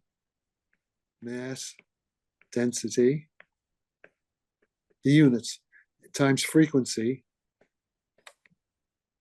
squared. That's the units of Newton's constant, just 10 minus 11. 10 minus 11. And C is 3 times 10 to the 8 meters per second. So if we so what is G over C to the 4th? G over C to the 4th. So that's what? That's like 6.7, 10 to minus 11. And this is 3 to the 4th power times 10 to the 32, right? So roughly it's like 10 to the minus 43 in MKS units, 10 to the minus 43. But what is that? Okay. Turns out that's okay. So you see that number? That's just arithmetic, right? That's a very small number. as it turns out. But and it's too small because, and what this is, it turns out this is reciprocal newtons of force. Newton is unit of force to the -1. Here, let's go through it more. G, what's called dimensional analysis. The dimensions, the physical dimensions of G, its frequency,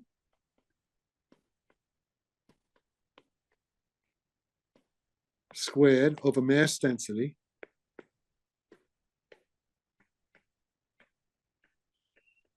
right? So G, G over C to the fourth, that's going to be a frequency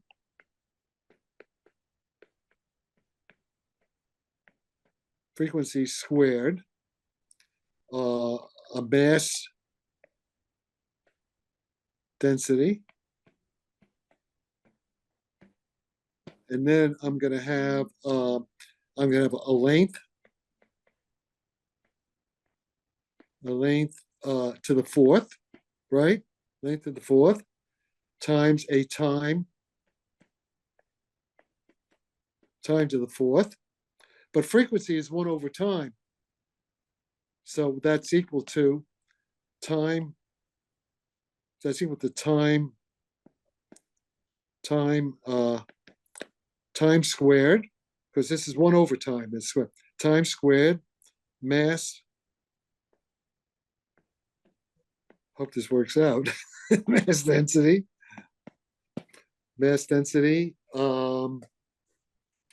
and times. Did I do something wrong here? It's embarrassing. I should. Oh yeah. Okay. No, that'll be fine. That's good. Yeah. Time mass density times length to the fourth, right? Length. Yeah, that works out exactly right. Length to the fourth. That's okay.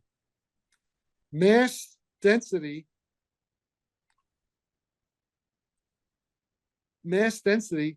times length cubed is okay. No, this okay. It's mass density times length. Okay, so this turns out to be, if I did it right, this is going to be 1 over force. Yeah, because that's right. Because no, 1 over 1 over force, because that's equal to length. Yeah, which is length over energy. Length over energy. Okay, because the cube, mass density times the cube of the length.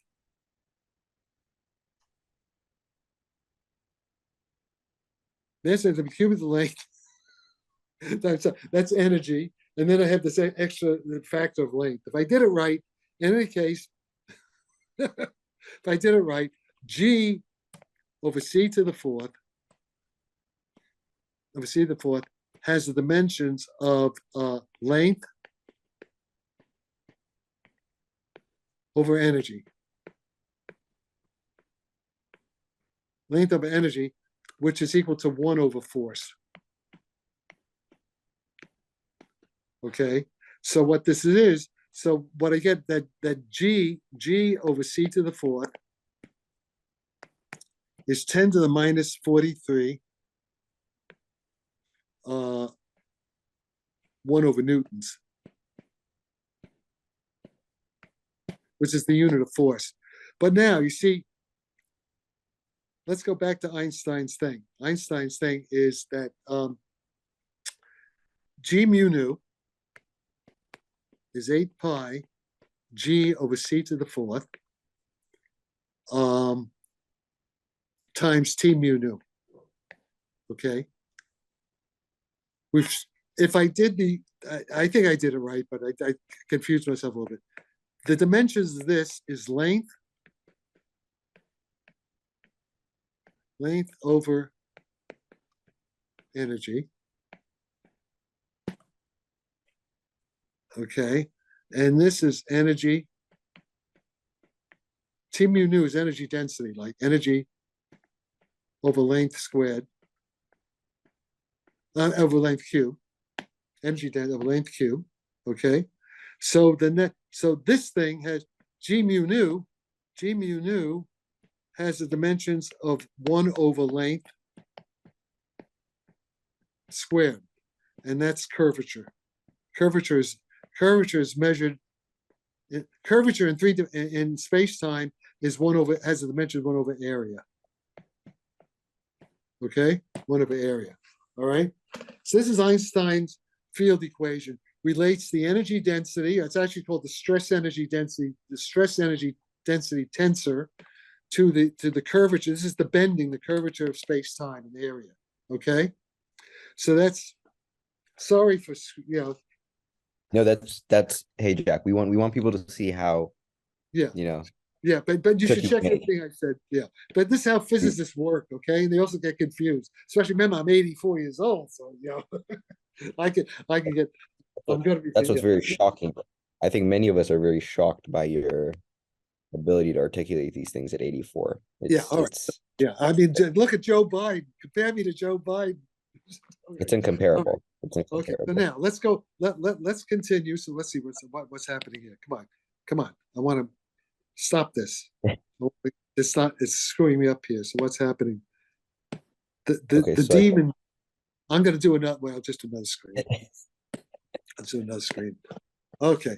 So now, okay. So wait. So let's go back. So Einstein's. This is the gravity field equation. Gravity field equation. 1915. Einstein. Einstein. GR. So G mu nu is 8 pi G C to the fourth T mu nu. And this is 1 over area. And this whole thing is like 1 over a force. And this is energy over volume. So now in terms of force, this is an interesting thing. Why is this thing in the way? Why is this getting? I don't want this here. What is this doing here?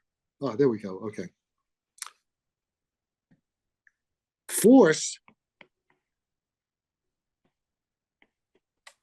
is energy. This is what's called dimensional analysis. Energy over length. Length. That's also called string tension.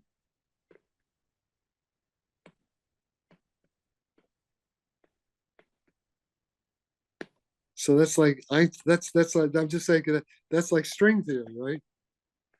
Or string theory.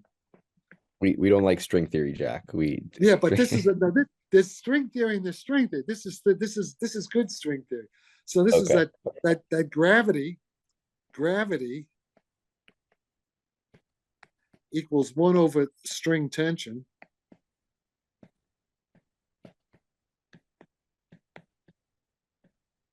String tension. Energy density. It's really stress energy, but I don't write the over volume. That's okay. Volume. Okay, that's interesting. That's interesting. And also, and gravity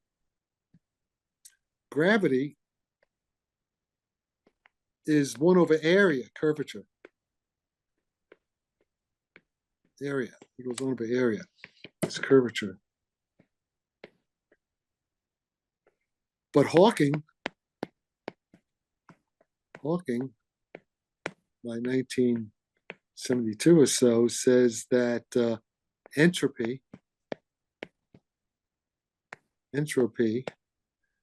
equals what's called Boltzmann's constant times area over something called 4 LP squared. This is quantum gravity here. This is quantum gravity. So, okay, let's do this again. this is thermodynamics now, entropy, which is disorder. See, entropy is related to mental things too. This is related to entanglement, EPR actually. Entropy. So entropy is, we'll do it again, is KB area over 4L 4LP squared. So that's but that's the same thing as 1 over curvature. So which is gravity, right? So that's let's erase this. 1 over curvature. 1 over curvature. So that says curvature with G mu nu. Curvature is KB 4LP squared. Oh, wait a minute. 4LP curvature 4LP squared. Yeah, entropy, I guess.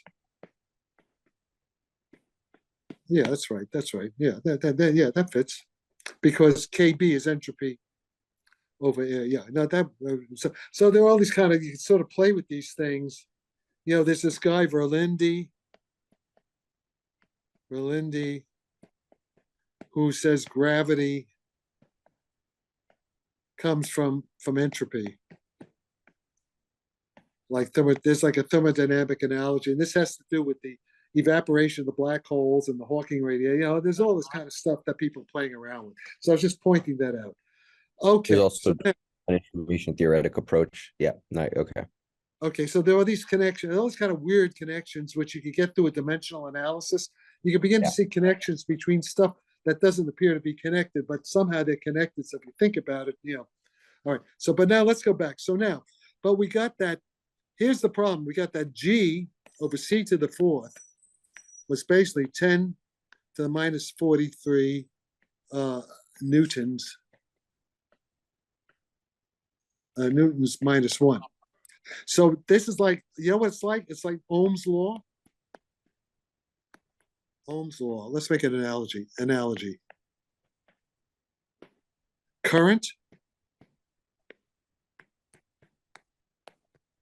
is voltage over resistance.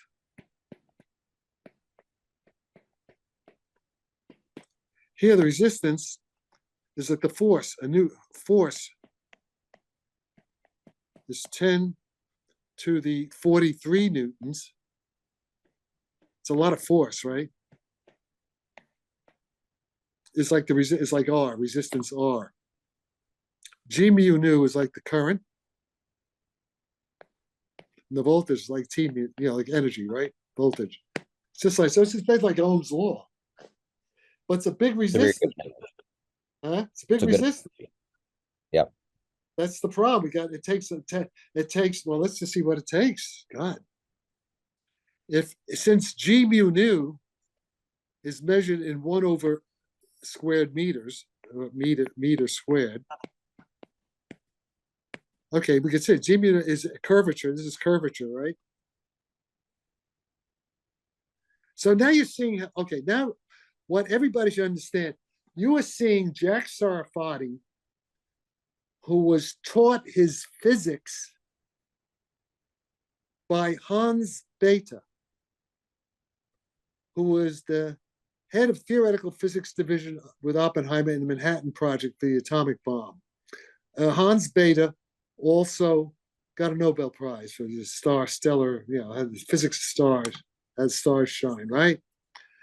And he was I would go to his office. I was sitting in his office at Newman Lab of Nuclear Studies, and he'd give me stuff he's sitting there. I'm sitting at it's like Charles Dickens, in the accounts, and the great professor sitting there, and he's giving me problems to read. So Schwinger, but here you want to see what Schwinger did in the Manhattan Project at the Lincoln Lab at MIT, and you figure this out. The synchrotron radiation here, you actually, you figure it. So and also other guys, Phil Morrison. So I'm learning from these wizards.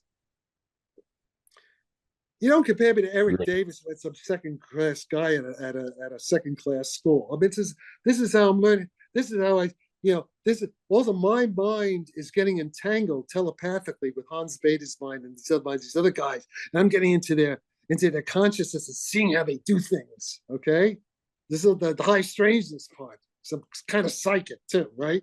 I'm the Uri Geller of the moment. What Uri Geller does, bending metal with spoons, Sarfatti bends minds. Psychic today. And also I suck up their minds, their intelligence, okay? All right. I'm like a psychic vampire, right? All right, okay. Now let's get back. The 1/meter squared, right?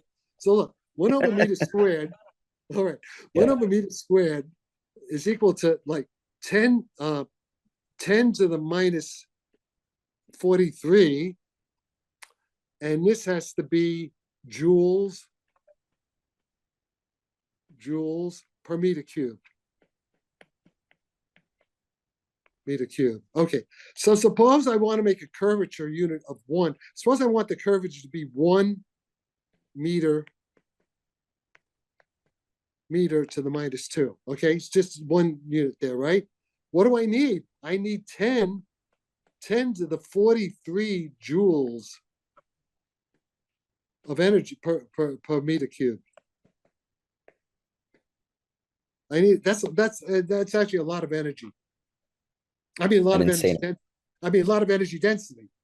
I need 10 to 43 joules of energy density. It's not energy density. Energy per, in this case, joules per meter cubed. We should do sometimes do a comparison. I need a table in front of me to compare. Yeah. Well, okay. Well, wait. We can quickly do what the density of water, right? Is wait. Density of water is 1 gram per cc, right?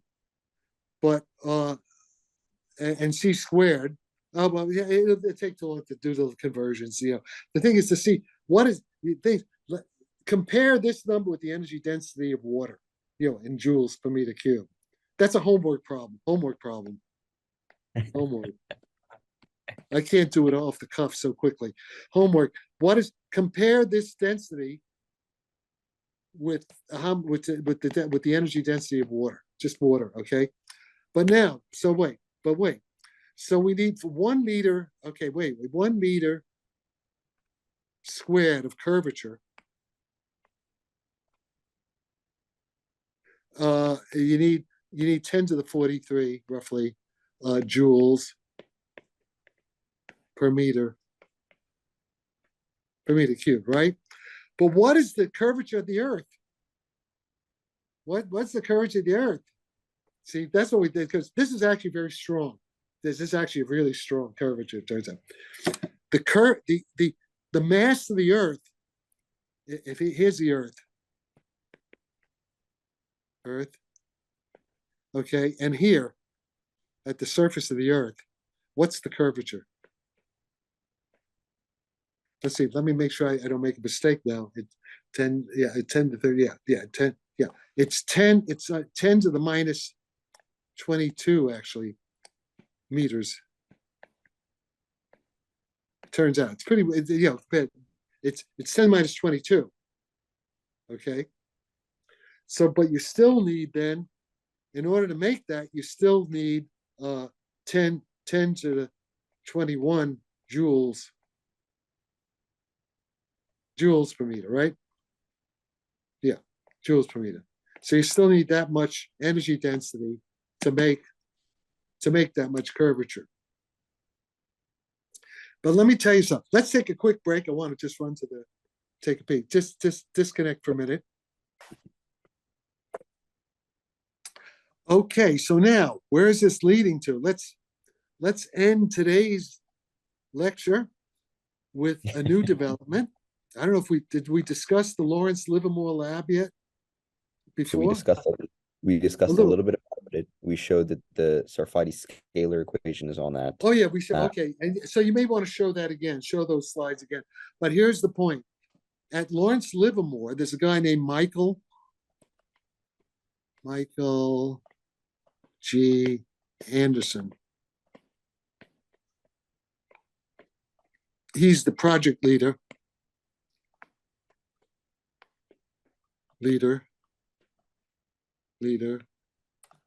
Lawrence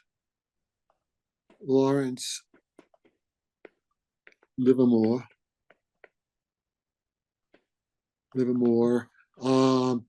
Nuclear weapons.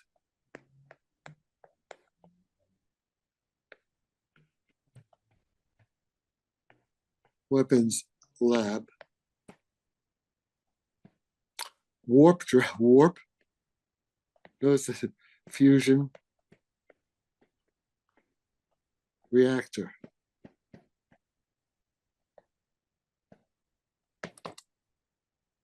Okay. And they've been working in secret project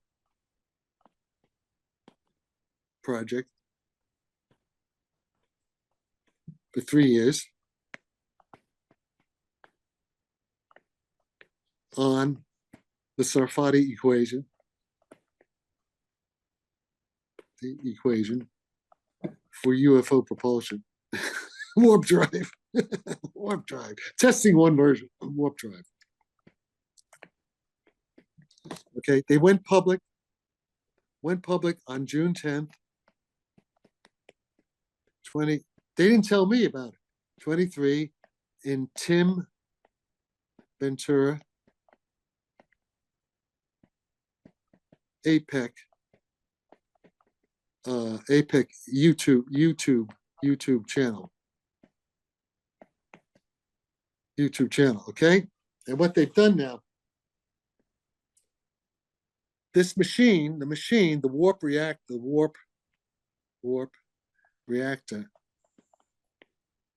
it's like 60 feet by 30 feet.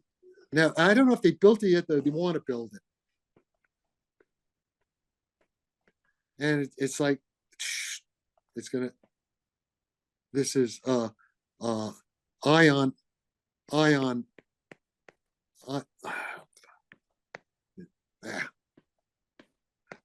beams, colliding heavy ion beams, heavy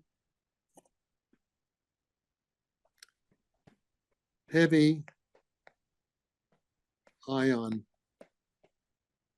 beam, colliding, smash together, collide. Okay. And what they're going to do, they're going to create, a little warp bubble. Okay.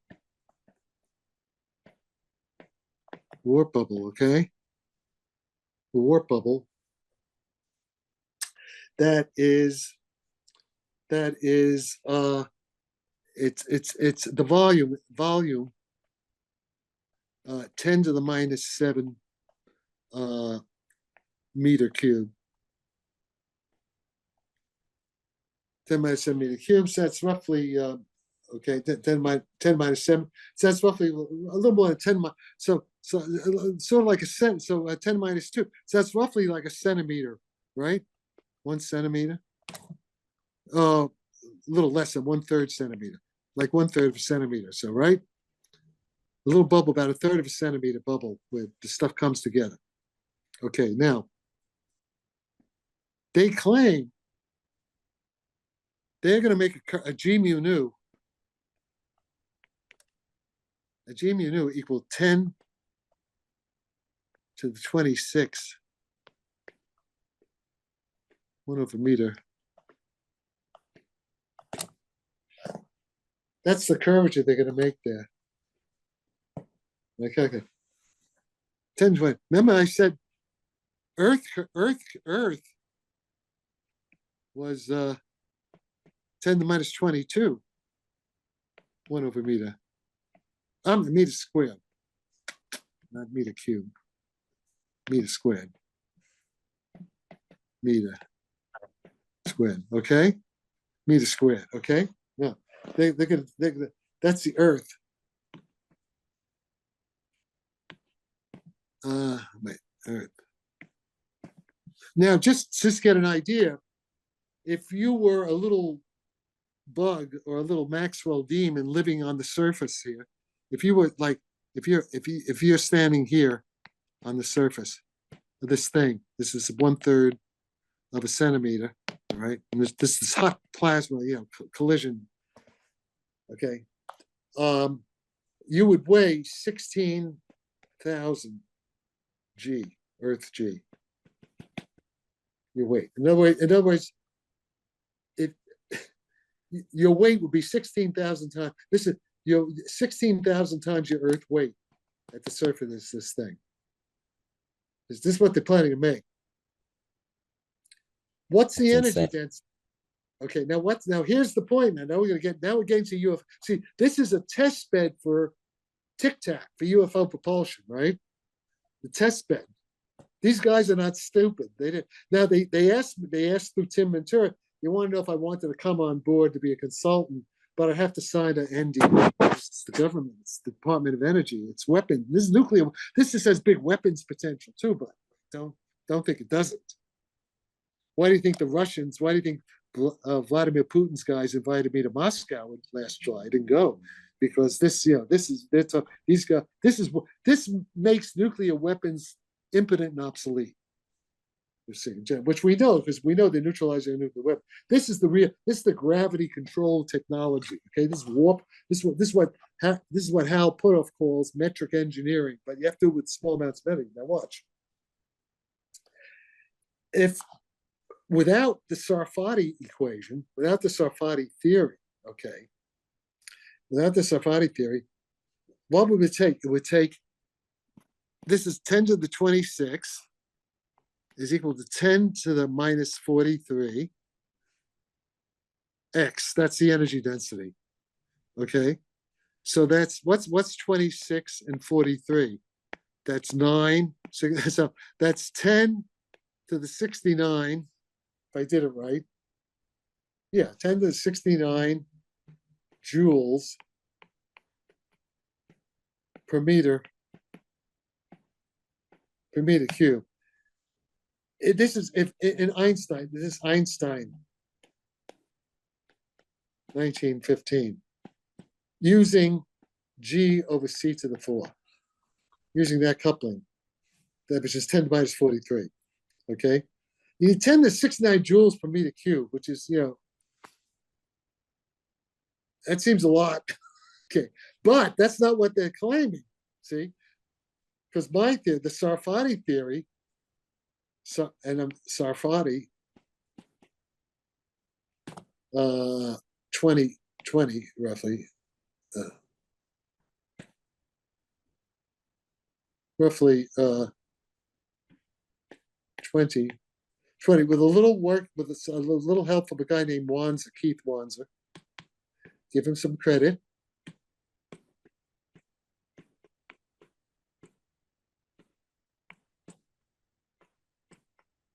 Who was at Cal State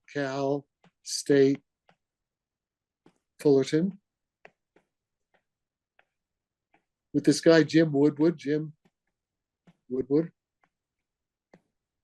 who's also into this stuff. G over C to the 4th, Einstein, goes to G over C to the 4th, this new S field, the Sarfatti, the Superman field, the Sarfatti field, S field. This is amplification, okay? And in this case, S we have an equation for it. S is equal to ER squared plus 1. This is a simplified, this is Sarfatti Wanzer.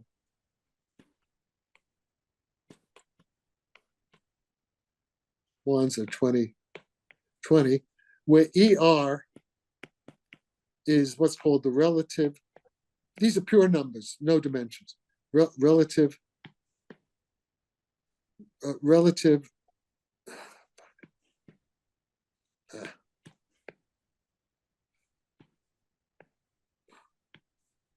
relative electric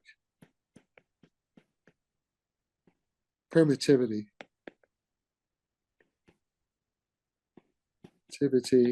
Well, basically, it's the dielectric. Basically, the dielectric, roughly speaking, dielectric susceptibility. Susceptibility is ER. Okay, so that's what the dielectric. The response, how the charges are being polarized, the polarization of charges in the plasma. So guess what? Their ER is roughly 10 to the 16. This huge ER, they own that. So it's 10 to 16. Okay, so therefore S, so their S is 10 to the 32. S is 10 to the 32 in their machine, but they claim. So that's reduced. So 69 minus 32 is 7 and 3. So they're claiming 10 to 37 joules, which is still a lot. Joules per meter cubed. They're going to create in that machine. That's what they think they're able to make. Just for a short period of time. A tremendous $100 million machine, right? So the idea is that if this thing works, what it is, it's proof of concept. But so if this machine, if the experiment works, it's a sufficient proof of concept. Not necessary. If it works, it's great. But if it doesn't, no big deal, because it depends on a very simplified model for the S field. This particular model. This is this is based on a lot of other simplifying assumptions. Maybe too simple. There are other ways to estimate what this S would be in different kinds of physical situations. So the question is, this is the condensed matter physics. Condensed matter. This is the hard part. How do you make S big? So the point is this. The Sarfatti, the Einstein Sarfatti equation is G mu nu, and I'm over some, this is just, they're actually, That's okay. But this is like a first, this is there's actually, it's more complicated this, but I'm making it simple, so to speak. S T to the UV. The whole idea is that when S is much greater than 1, is this amplifies the coupling. When S is much greater than 1, for a fixed G mu nu, for example, if I want to have a flying saucer, at the flying saucer, and here's Skinwalker Ranch. Skinwalker Ranch. And here is Travis Taylor. You go to history. Travis Taylor.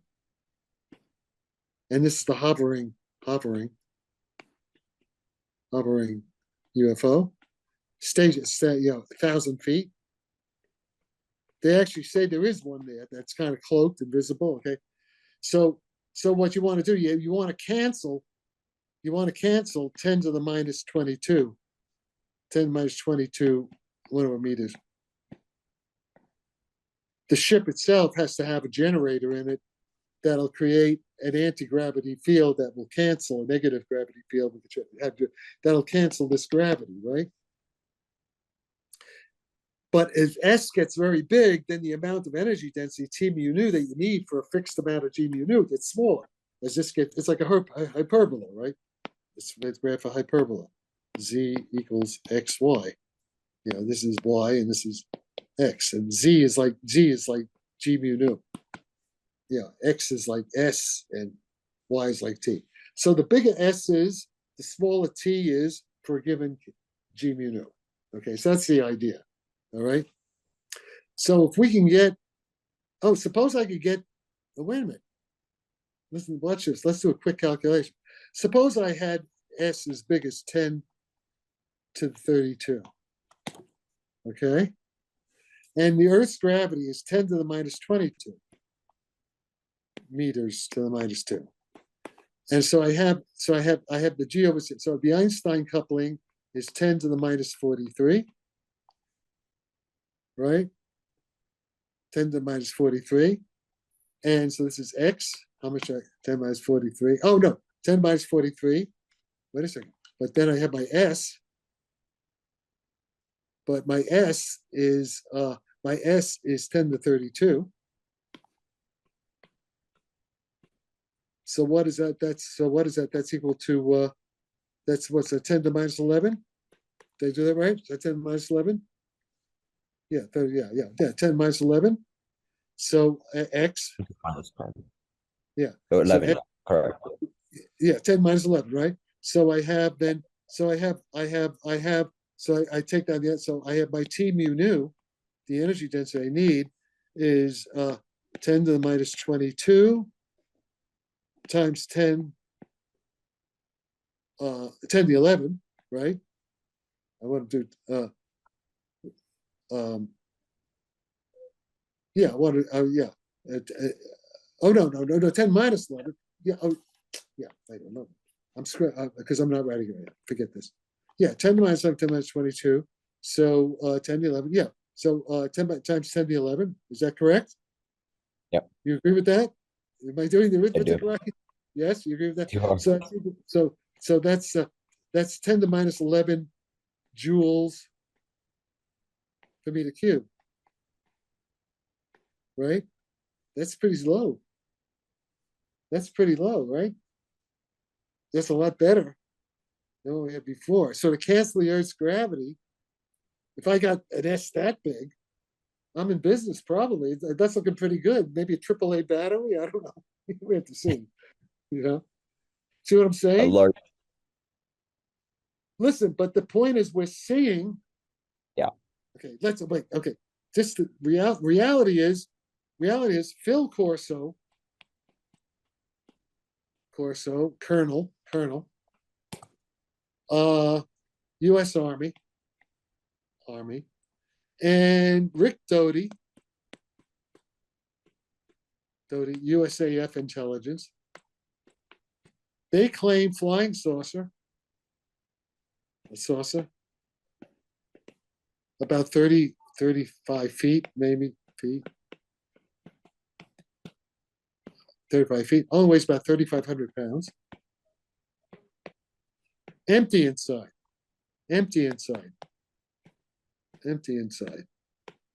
Almost empty, except there's a little thing with, there's a little console with 3 little seats and hand count, like 4 fingers and all that stuff, but it's empty. So everything is, there's no big energy thing. But this thing is a warp drive. This thing could fly. This thing could do what we want it to do, because maybe it only needs 10 to the minus 11, joules per meter cube to fly around the Earth. You see, in warp drive.